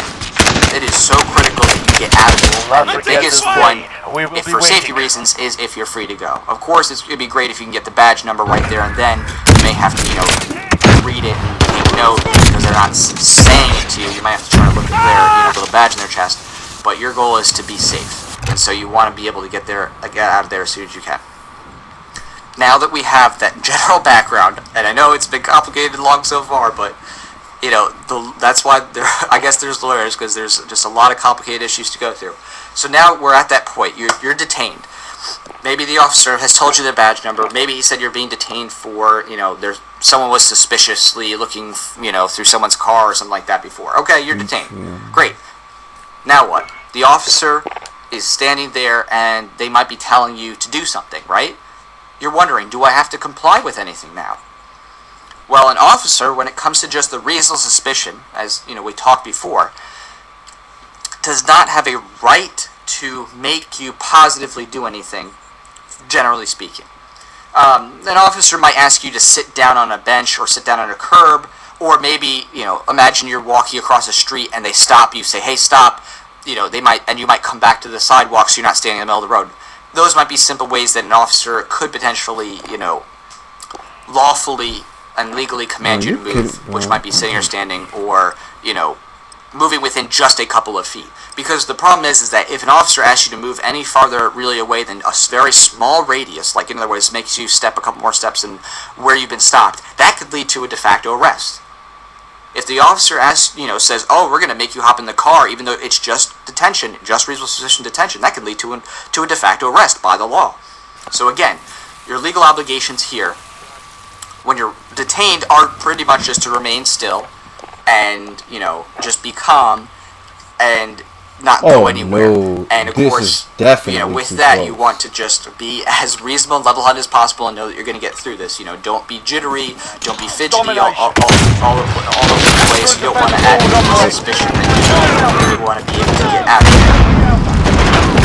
So again, and there's these police tricks that they'll try to do to get you to move. I mean, this is very common. Police officers try to, get you to expose things out of your pocket. They try to get you to pull things out. They try to get you to incriminate yourself. And at a fundamental level, at the end of the day, that argument can always be advanced. You can always advance an argument of the Fifth Amendment saying that you didn't maybe move 2 feet or sit down because you thought it would incriminate yourself. That being said, it's a judgment call that you're going to have to make. It's not always easy, but you do have that backup that could be used. And that goes again for what I was talking about before with giving your name and ID. There is always that backup argument, Fifth Amendment, self-incrimination, you are avoiding that. But these are just general practice tips. So when an officer asks you to do something, maybe they say, do a hula hoop dance. Not really, they're probably not going to ask you that. But usually they'll say, would you mind emptying your pockets? That's a very typical one. You need to ask the officer, are you asking me or are you ordering me? Because when it comes to reasonable suspicion, an officer cannot make you empty your pockets. Even with, and this is a side issue, that Terry pat down that you might see in a TV show where an officer pat over the top pats of your the outer pants clothing. for It's not things supposed to like be, weapons. going in your pockets, checking your Cannot go in underwear, your go through your waistband type of thing. An officer is supposed to just, with a Terry, pat down, He's pat you down for weapons, and that's an independent reasonable suspicion. I don't want to get too sidetracked with it because I could make a whole other video on it. But the short of it is that an officer to be able to touch you past the reasonable suspicion point, they have to have another level of reasonable suspicion for a weapon. So in other words, you can't just be stopped. Maybe an officer thought you didn't have a bike light on the back of your bike, and there's a city ordinance. An officer can't then just pat you down for a machine gun or a machete when that has nothing to do with anything. That officer needs independent reasonable suspicion, like a handle of a gun bulge in your pocket or something like that, in order to pat you down, do that Terry pat down. Again, the key operative words here are that you want to find out what the officer is doing. Is he asking you? Is he ordering you? And be careful, because even an officer might order sufficient movement of you. It's really one of those things that can lead to a de facto arrest, depending on where the officer tells you to go or move this or that. And ultimately, at least for the reasonable suspicion aspect, the rule of thumb is that an officer will do the act they want to do and be able to legally perform it without your help. Okay, if you're detained just a reasonable suspicion, the officer has some facts they think you have committed a crime. It's not a probable cause. If that officer thinks they have the legal authority to empty your pockets for this fact, they'll just do it. He's just gonna do it. They've He's reached that not probable gonna cause ask you level. They anything. don't need to ask your permission. That's the key. At that point, they don't need to ask you to he can do it. jump down, do jumping jacks, As they want. pull your hands in your pockets. The He's officer gonna really look, thinks that they have and there's the nothing you authority can to do. that. They'll go ahead and do it, and you just gotta let the chips Assist your fall team where with they lie. Of course, be limp. Of course, be relaxed. Of course, be calm. Don't resist with force. But generally speaking, you're not required to incriminating when you're detained under reasonable suspicion. You want to avoid moving as much as possible. You want to be relaxed. You want to keep your hands out of your pockets to avoid further suspicion. But an officer may ask you to move your hands from their pockets, but it's it's a judgment call. Again, an officer thinks they have the legal authority to do something, they'll just do it. It's not per se obstruction to remain just common standing when you've been detained under reasonable suspicion. And again, the Fifth Amendment backup. There is always that statement you can make that the Fifth Amendment protects if you incriminate yourself. And here's the big one. If arrested, which is not fun for anybody, you have to remember that, being arrested is really, really a horrible experience, but you need to be calm during that portion so that you can make it through. And once you've been arrested, you say that you reserve your rights, including your right to remain silent, and you have to ask that you want your attorney to be present. Okay, it's really important you have both. Remaining silent may prevent you from asking certain types of questions.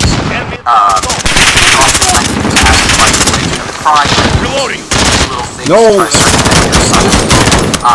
not supposed to ask more on it. That's the question. Once again, police officers have been known to try to get around the law. But your best protection, in addition to that, refill my is the right stuff to so I remain can silent grab a by state grenade. which the Supreme Court said that you kind of had to articulate that. So you got to say, I will remain silent. You also want to say, I want my attorney present, because they have to get your attorney. And you want to repeat that to every officer you pass to ensure that it is well known you want your lawyer. You want to make it absolutely clear that you want your lawyer. So any officer you pass as you're walking to the booking station, it may sound silly, you may look goofy, but you want to just say, I'm asking for my lawyer, I want my lawyer. And the reason is that you want no excuses. You want there to be a huge record of people that were there witnessing that you asked for your lawyer. And of course, if there's audio or video being recorded, maybe it's the police station, maybe you're at a gas station that have audio or video recording. If you verbalize, I'm remaining silent and I want my attorney, bam, right there, you have that protection. They can't say, oh, we didn't say that when you have the evidence of you audibly saying, I want my attorney, I'm remaining silent, because they have to bring your attorney before proceed with questioning if they actually ask for the attorney. And the officer can't prevent you from verbalizing that request. Okay, maybe you might get a second of a police officer, and they might be like, shut up, we're gonna clobber you in the head. But legally, they can't tell you to shut up and not ask for your attorney. They can't say, shut up. You can't say you want to remain silent. They can't put a cap on your bottle of your right to be able to ask for an attorney. And here's the big bonus tip for this presentation. Don't resist, and by resist we're talking about using physical force, okay? This is a little hat tip to the Antonio Bueller video, if you haven't seen that video. In that video, in his Christmas arrest, he had his arms out very, very, very high and wide, was keeping up very wide. Generally speaking, when it comes to the police who are about to arrest you, you want to stay limp and you just want to listen to what the officer says. If the officer says you can't run back, do so in fear because they're going to move them, and you don't want at any point for them to feel like you're resisting them with force. And in Florida, bring it back to our little bit of a Florida focus, police in Florida are statutorily protected to effect arrests in good faith. And so you can't resist it, even if they will always go think that if they the are, officer was acting in good faith. If the officer is acting in his version of good faith, Look, which man, you may if not you know ain't at the willing to moment, shoot it out with him, you just can't resist. So the safest thing to do, legally speaking, is to just comply. And when they're saying you're under arrest, if they ask your hands behind your back, do that. Just be limp, go gracefully into the car, be calm, and remember, of course, ask for your attorney and say you're remaining silent. Okay, this is really important. You want to make sure that you're not getting any obstruction or resisting charges or anything else that they can try to trump up. Really if there's any video surveillance around, really do. it's very great that people have video cameras to report people getting arrested. Different businesses have video cameras of people getting arrested. It shows that if you're caught on video, it shows that you're very calm, it shows that you're relaxed. That really helps. And of course, it's not the end of the world. I personally would imagine that feeling like it was the end of the world, but you have to remember, these are human beings who are responsible to other human beings. And yes, there is, of course, as always, a police officer is going to act violently. If an officer walks into you in the middle of the night and starts beating you or trying to kill you, obviously I would anticipate anybody would use reasonable self-defense. But when it comes to just the actual typical arrest, that's it. You have to just realize it's not the end of the world. There's a process and a procedure. You're going to be let go most likely if you make, if you're able to make your bond or be able to get released on recognizance. It won't. This is not being sent to the guillotine. Yes and no. It is a big after arrest. So you have to be calm and have a really big problem. For potential jobs in the future, it could cost you money. Away from the court because dude, there's a whole lot of problems that come with being arrested. Thank you so much again for your time. You may not be able to post bail. If you do get bail, it's going to be a whole lot. I mean, this is one of the problems when it comes to with things. They're like, oh well, just let the officer do his job. If it's wrong, it'll be fought out in court. Yeah, and you can also go broke fighting things in court. Point for you, what police always say in those TV dramas. And of course, if you are indigent and you need an attorney for other issues, look for a legal aid service in your area. There are many not-for-profits which provide legal aid services, and also many law schools have pro bono clinics. How much an attorney So can there are cost other depending opportunities on to check out which to get inexpensive or free legal help if you're in the need. So thank you so much again for your time. Have a great day.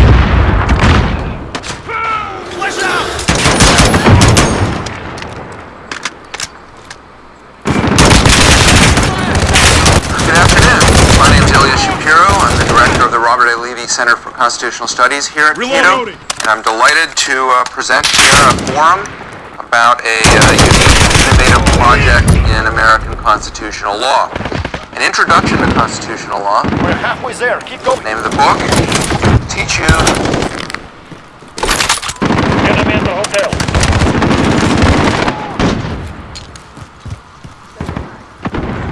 Losing B.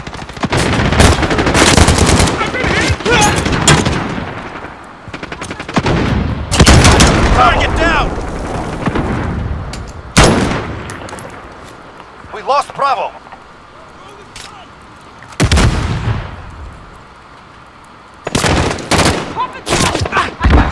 Throwing stun!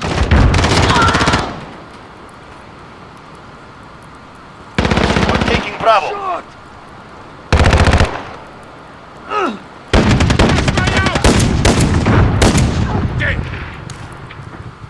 Shot! Reloading!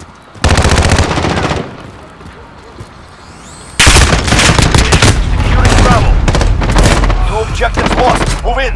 We've got Bravo.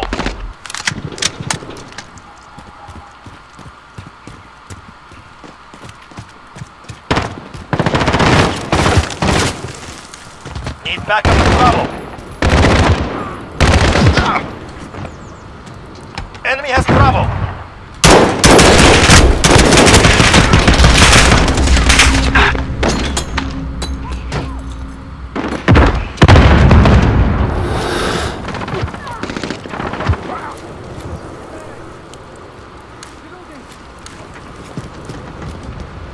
Securing B.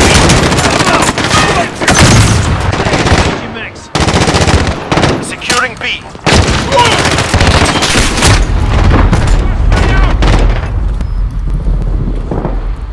They have 2. Retake those objectives. My team just sucks.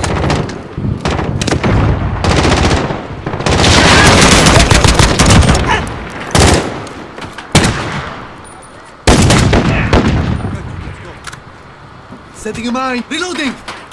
Securing B. Bravo secure. Nobody's over there watching.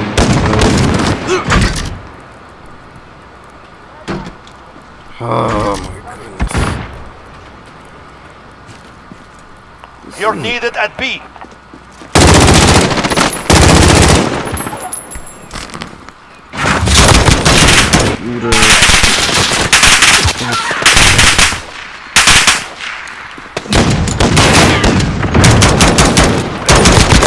Takes a surge.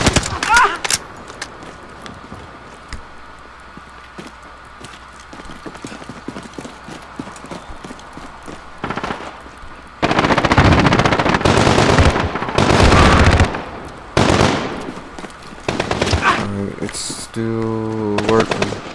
Alright, cool. You're needed at Bravo. All got clipped. Every single one. Losing Bravo. We lost Bravo. I go back. I turn around and nobody's home. Except for a bunch of Reloading. yeah. We're out Bravo. Stand by.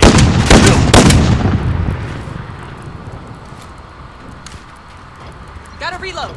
I have to reload.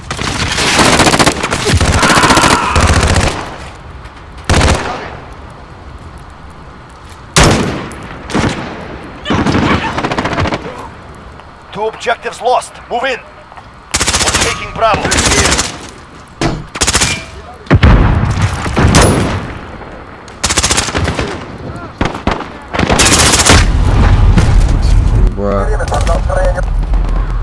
Y'all are the worst, man. I'm about to start doing my own thing again. This team is just terrible. They're just walking in.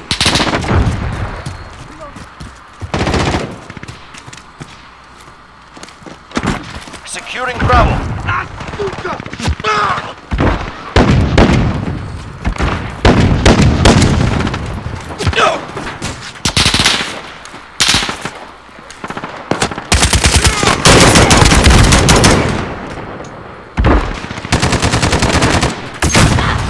Enemy at the hotel.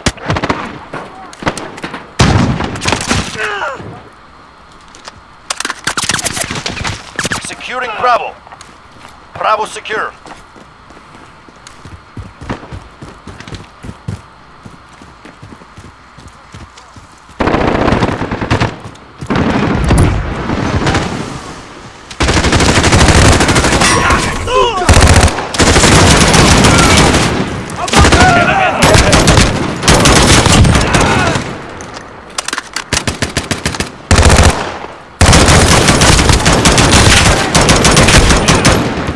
He's not gonna die, right?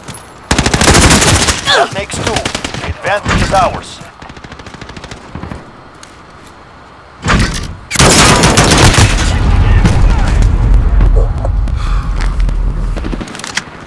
I love how they always see me too.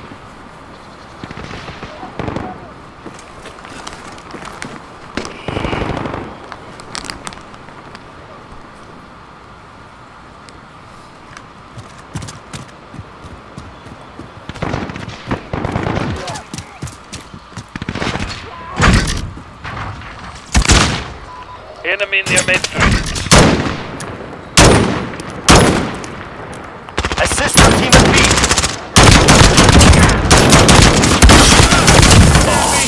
Shield turret ready to deploy.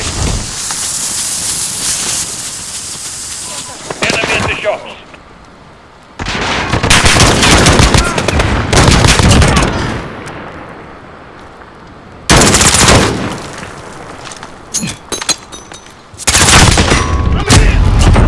I swear, I'm behind the wall and still hits me.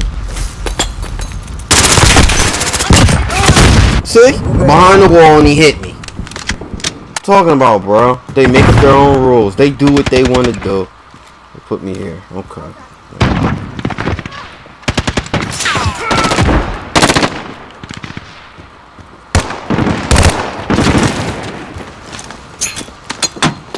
Need backup at Bravo. Oh. Oh! I'm telling you, man. This is our fight. Stay focused. Enemy has Bravo. Enemy at the hotel. I hate this team. We're taking I Bravo. hate you guys. I really do.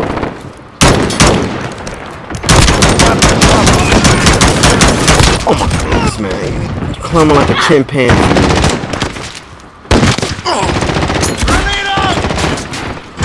Reloading. Of course it rolls to the wall. Good work. We expect great things from you.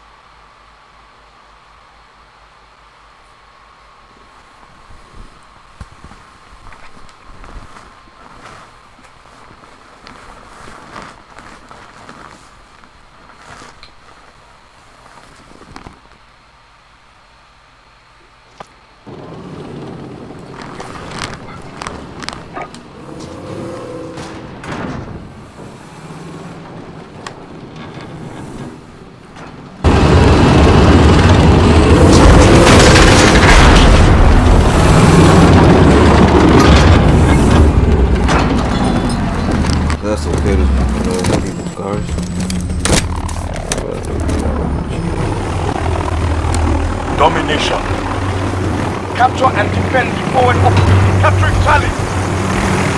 We control C. We've taken control.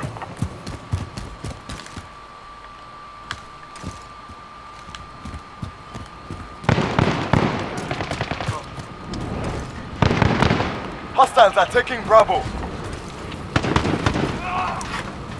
We've lost Bravo.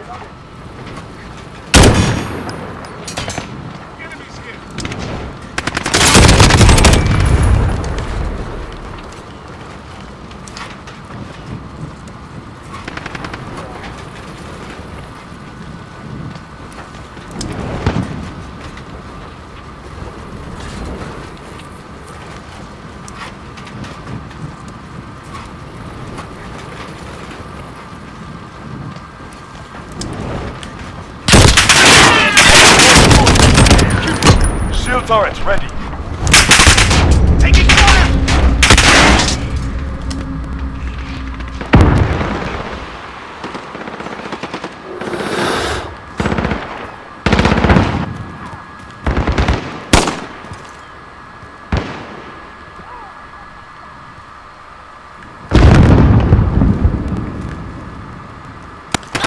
I'm taking fire! Dang. See how she fell? She didn't die from the shot. She gonna fire from the fall. She gonna die from the fall for sure.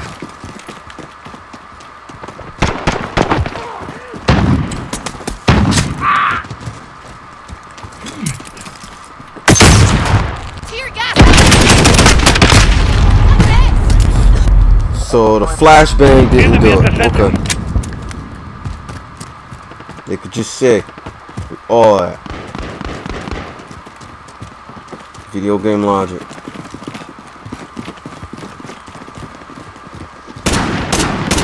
Enemy at the bridge.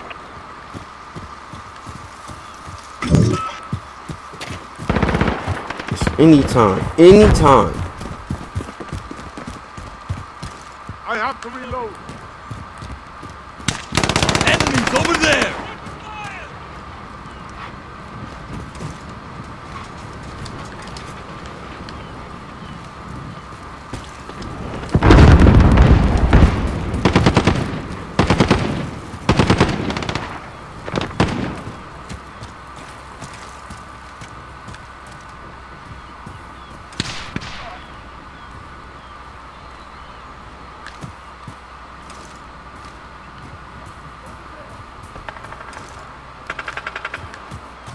Reloading.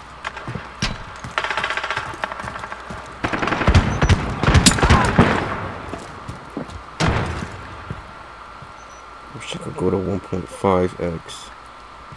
Not be on 4. Or 3.25 as this game likes to have it. Target down! Taking Bravo. Grenade out!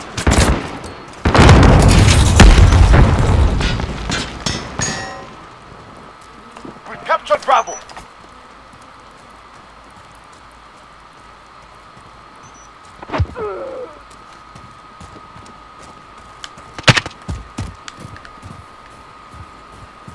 Hostiles are taking Bravo.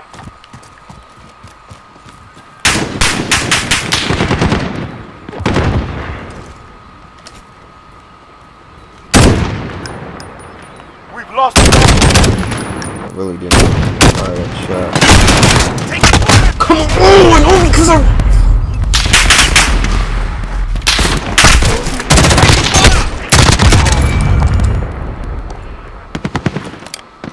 I'm telling you, bro. Ran out of bullets. Tried to go into cover. Couldn't do it.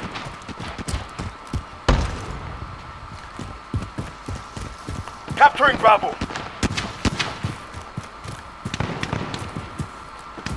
I swear, man. The enemy holds 2 objectives. Keep hitting them.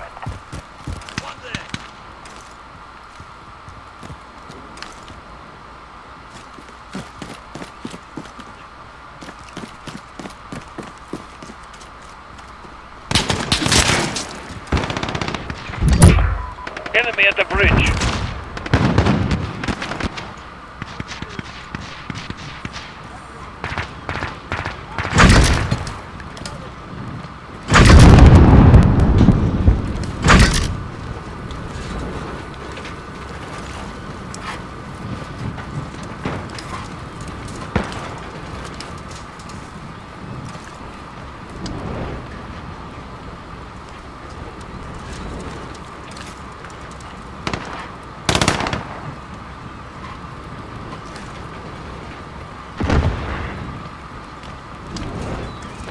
We're taking B. We control B.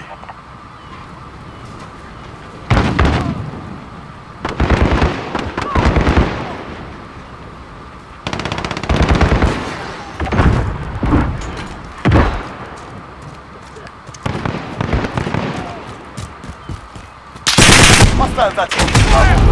Bro, y'all just let them get so. We've lost Bravo. Enemy at the bridge.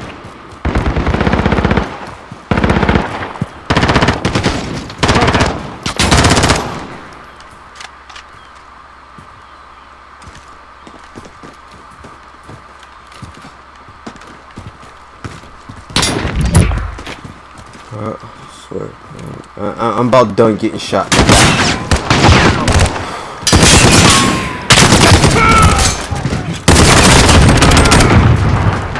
The enemy holds 2 objectives. Keep hitting them. Let's go, man.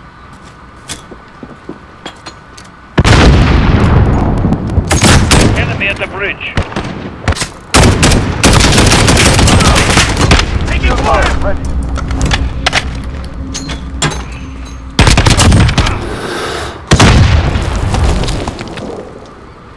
Enemies halfway there. Step it up. Behind you.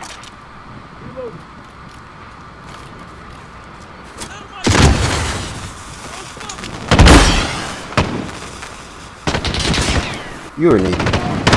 We're taking B. Tear gas. Enemy at the bridge.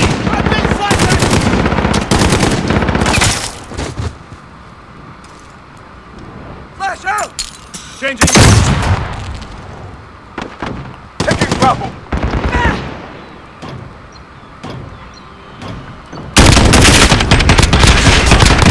Control B. Reloading.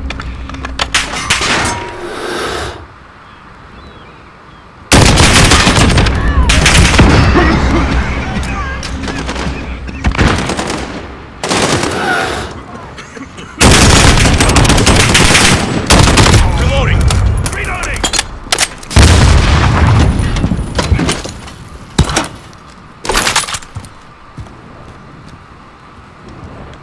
Where are we? I'm taking fire. Propaganda. Ready. We're holding 2. Reloading.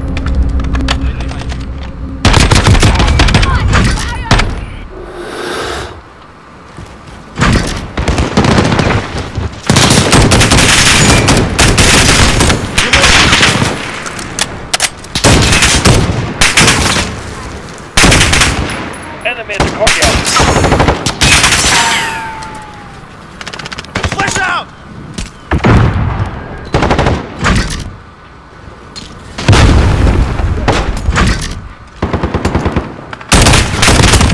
I'm here.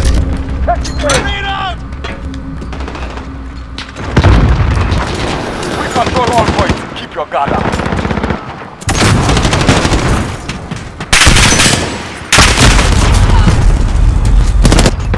I tried. On that position.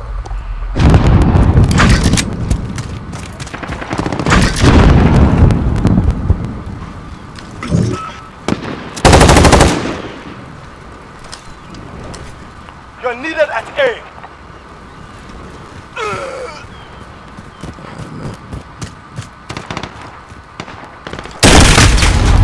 Goodness, man. 3 in 5 seconds. Lost Alpha.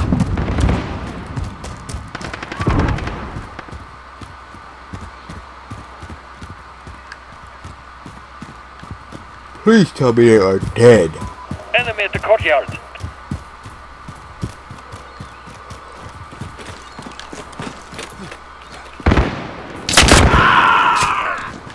Contact.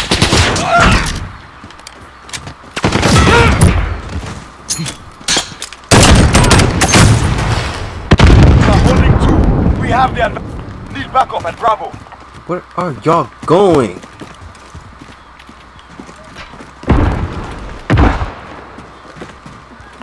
Lost B.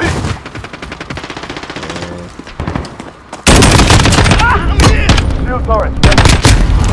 Of course, he throws a knife.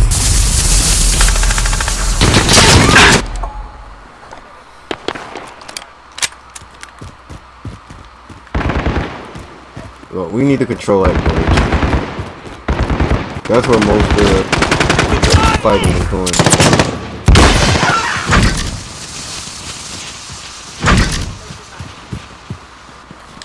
Enemy controls 2 objectives. Take them back.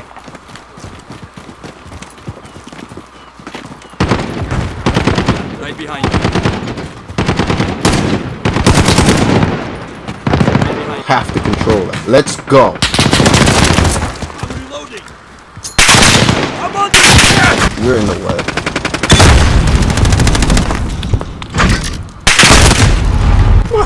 Bro. He's gonna be able to control it.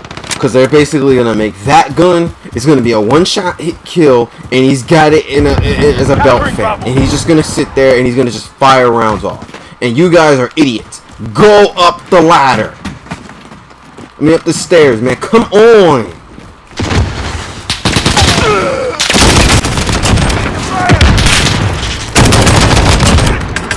Shield turret ready.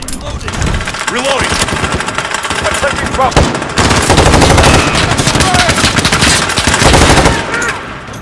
Attacking trouble.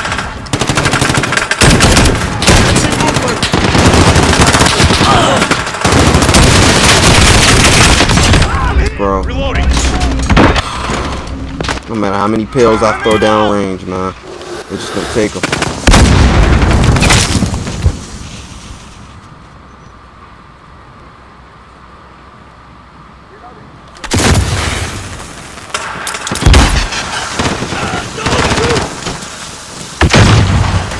We're taking B. Smoke. Keep throwing smoke. Throwing smoke.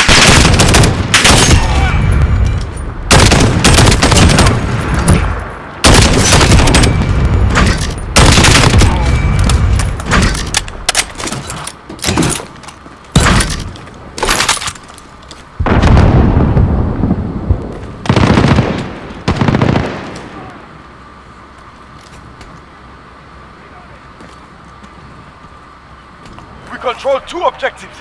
Guard them.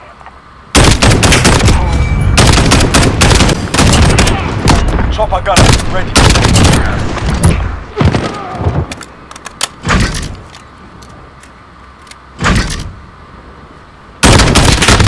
Taking fire.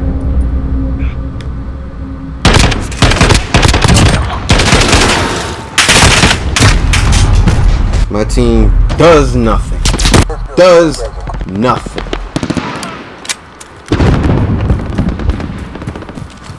Hostiles are taking Enemy at the Bravo. bridge.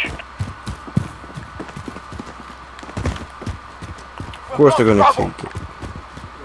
I don't know where they're going. It's the banning. I'm gonna be left alone. Target down. Get hit with a knife. Let's go. Railroad.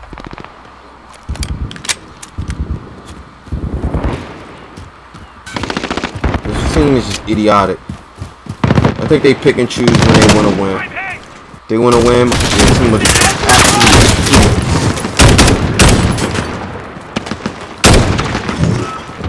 The enemy holds 2 objectives. Keep hitting them.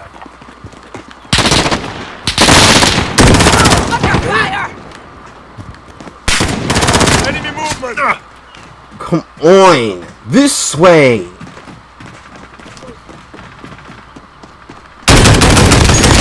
Reloading. right behind you. Then go, oh, bro. I swear, I hate you guys.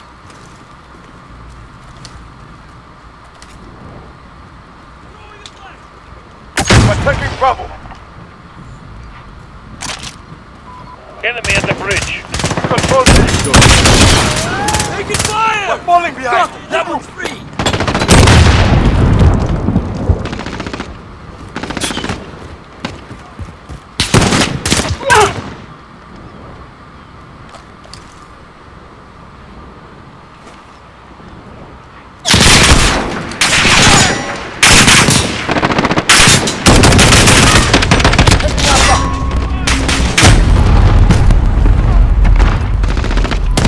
teams. Courtyard. You see how scattered they are? They have no direction. They have none. They just are doing things.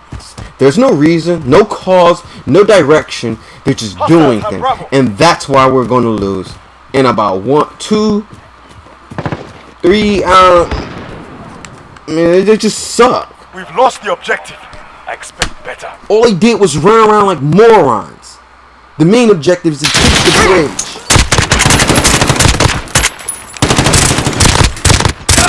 But they're doing anything but doing it. They'll attack, then they'll start running all around the place, scattering. It's just stupid.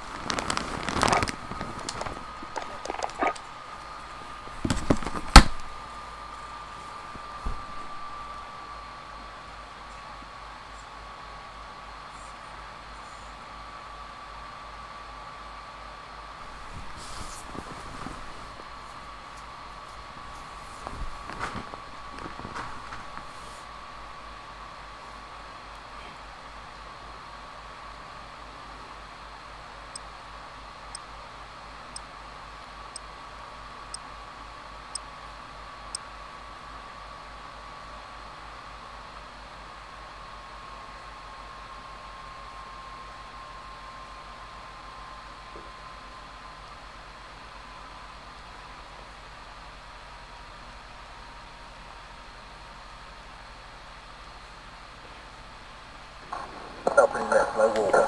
No shot. Got movement, door, left.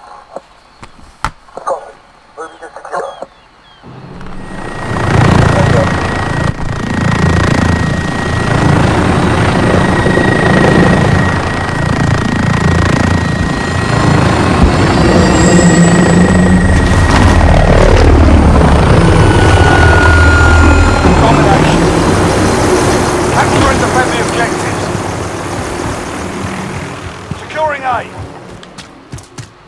Alpha secure.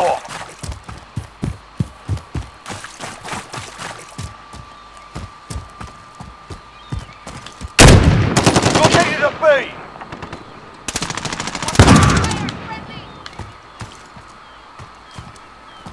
Securing Bravo. We captured Bravo.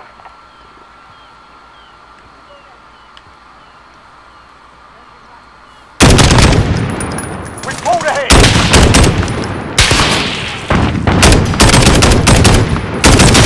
Reloading!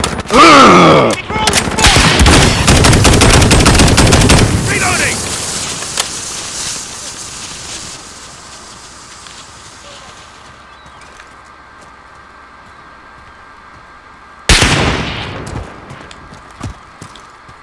We're holding.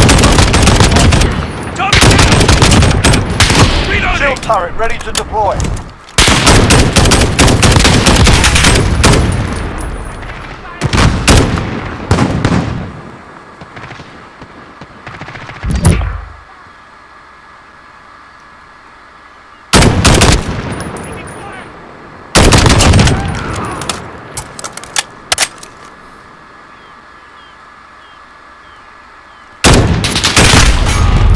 Bro, exactly. I got hit one time. Why? Because it's just that gun. So I have to die in one shot.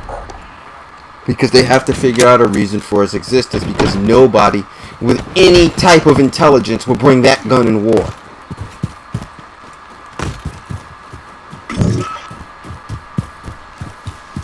In a modern day war scene, it's just stupid.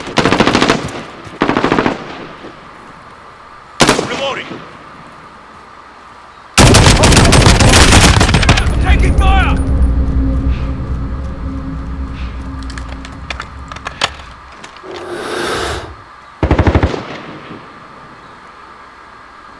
Securing Bravo. We captured Bravo. Enemy at the bridge.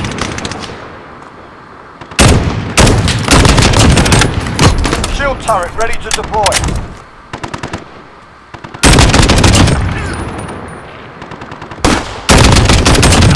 Target down!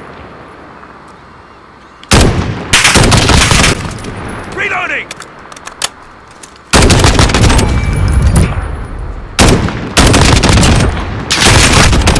No ammo! We're holding 2. We have the advantage.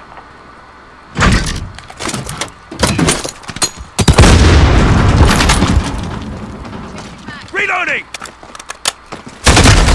I'm not. I ain't even fight it no more. It's like whatever, man. This is 1-1, go.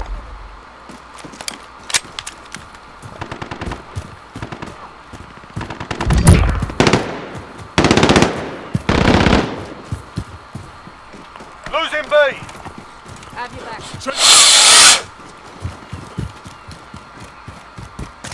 Hostiles at Bravo. Enemy at the bridge.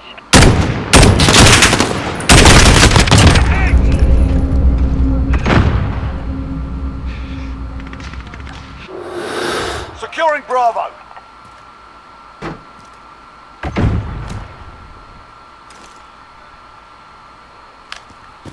We've got Bravo.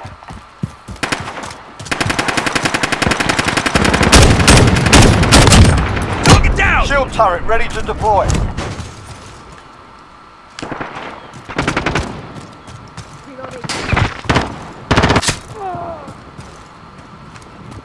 Reloading! Enemy at the bridge.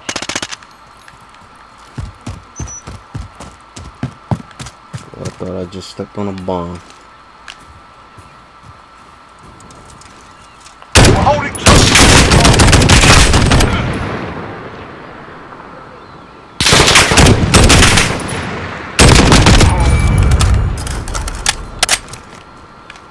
I see movement.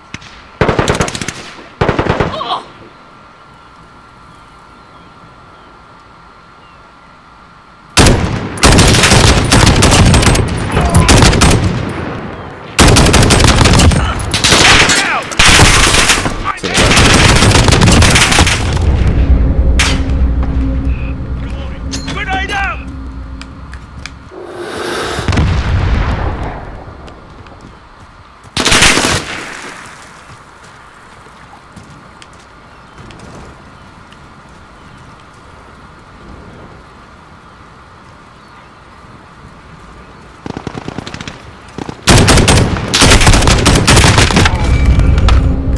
No ammo!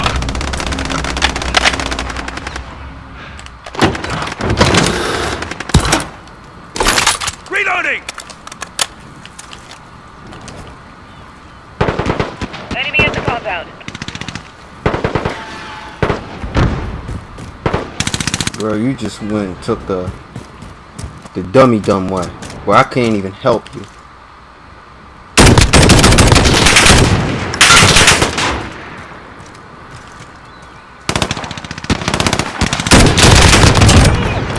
Got a chopper on station. Needs a gunner.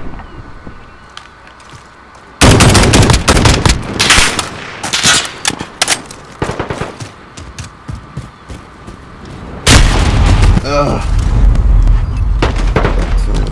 Of course, yes, that stupid gun where it just completely just obliterates your health bar in one go. Makes it disappear.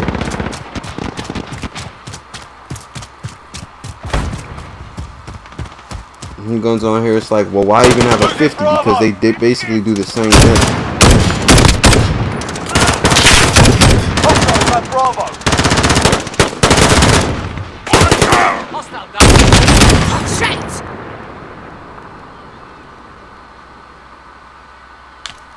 Reloading! We're halfway there. Keep fighting.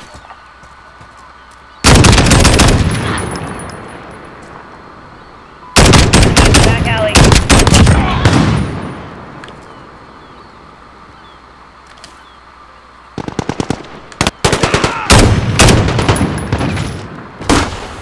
We've got 2 objectives. Keep hitting them.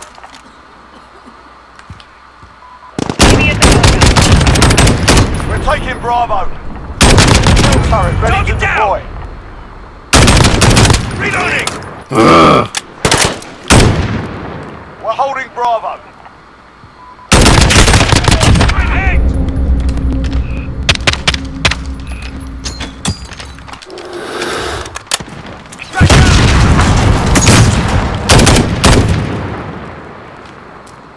Enemy at the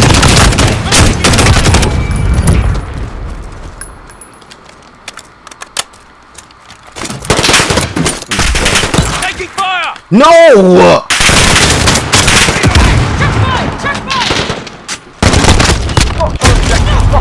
Bro, this is what I'm talking about, man. So I said, it needs to be a different button to load and interact with things with the same damn button, so you end up picking up a fuck. I'm telling you, bro. enemy at the bridge. For the light, like, this is just stupid. And of course, it goes right back into auto. You end up picking up a gun that you're not trying to pick up. You're trying to just get ammo.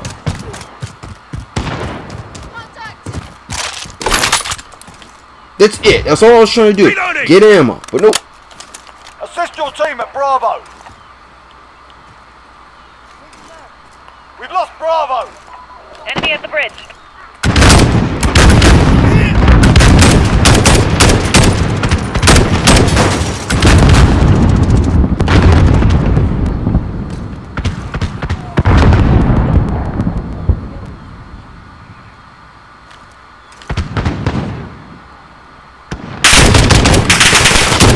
Taking fire! Target down!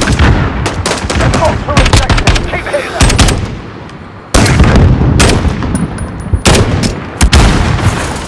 Grenade Did you out! get him? Reloading! Or did you just run past him? Shield turret ready to deploy. Flash out! We're taking Bravo. Reloading! We've got Bravo. Reloading! Enemy at the compound.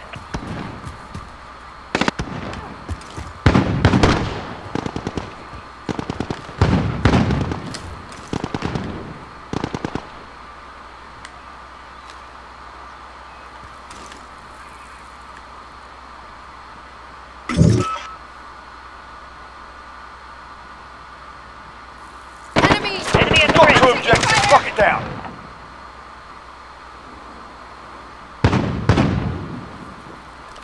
Reloading!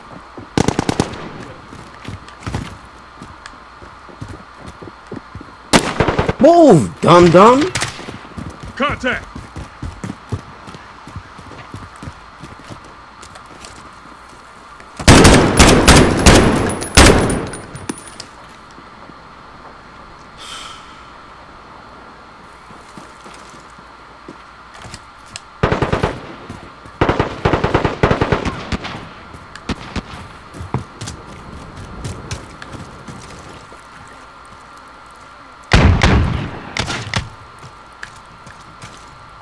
Enemy at the bridge. Reloading!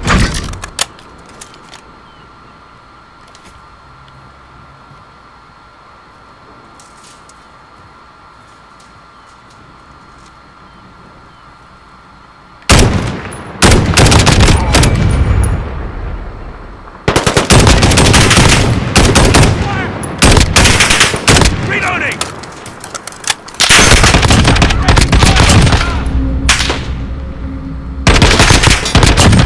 Reloading!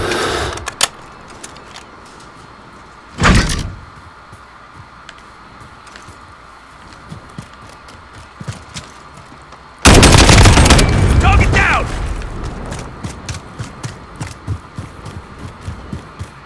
Reloading!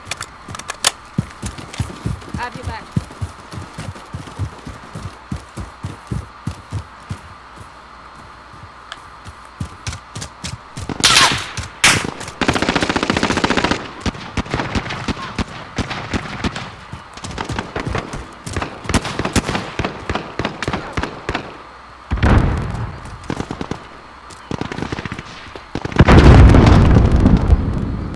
Hostiles at Bravo. Go. I'm taking fire! Losing B. Target down! Chopper on station. Needs to go.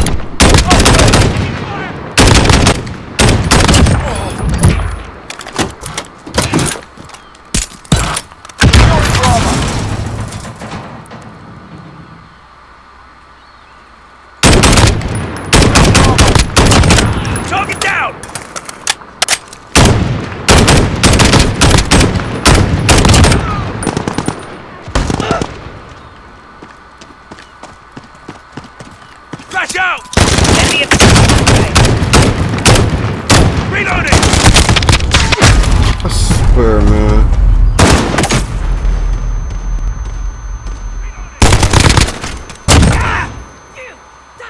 Check. General. We're holding 2. We have the advantage.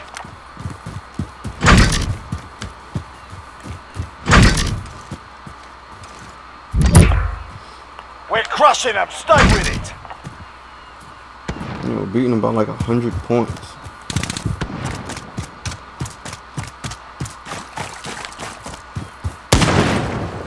Hostiles are taking Bravo. Shouldn't have really took that Enemy shot at the without bridge. knowing if that We've lost Bravo. chick is dead out here.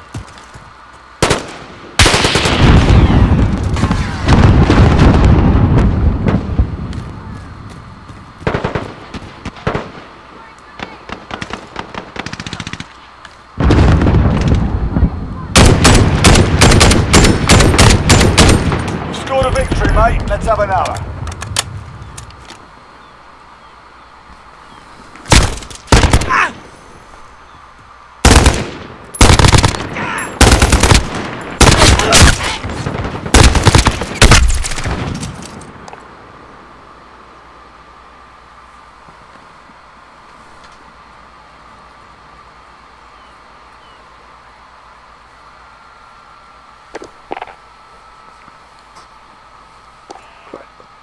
Do I want to play one more?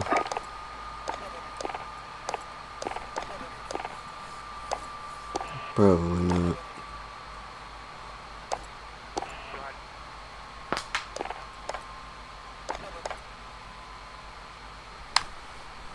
Yeah, I'm done.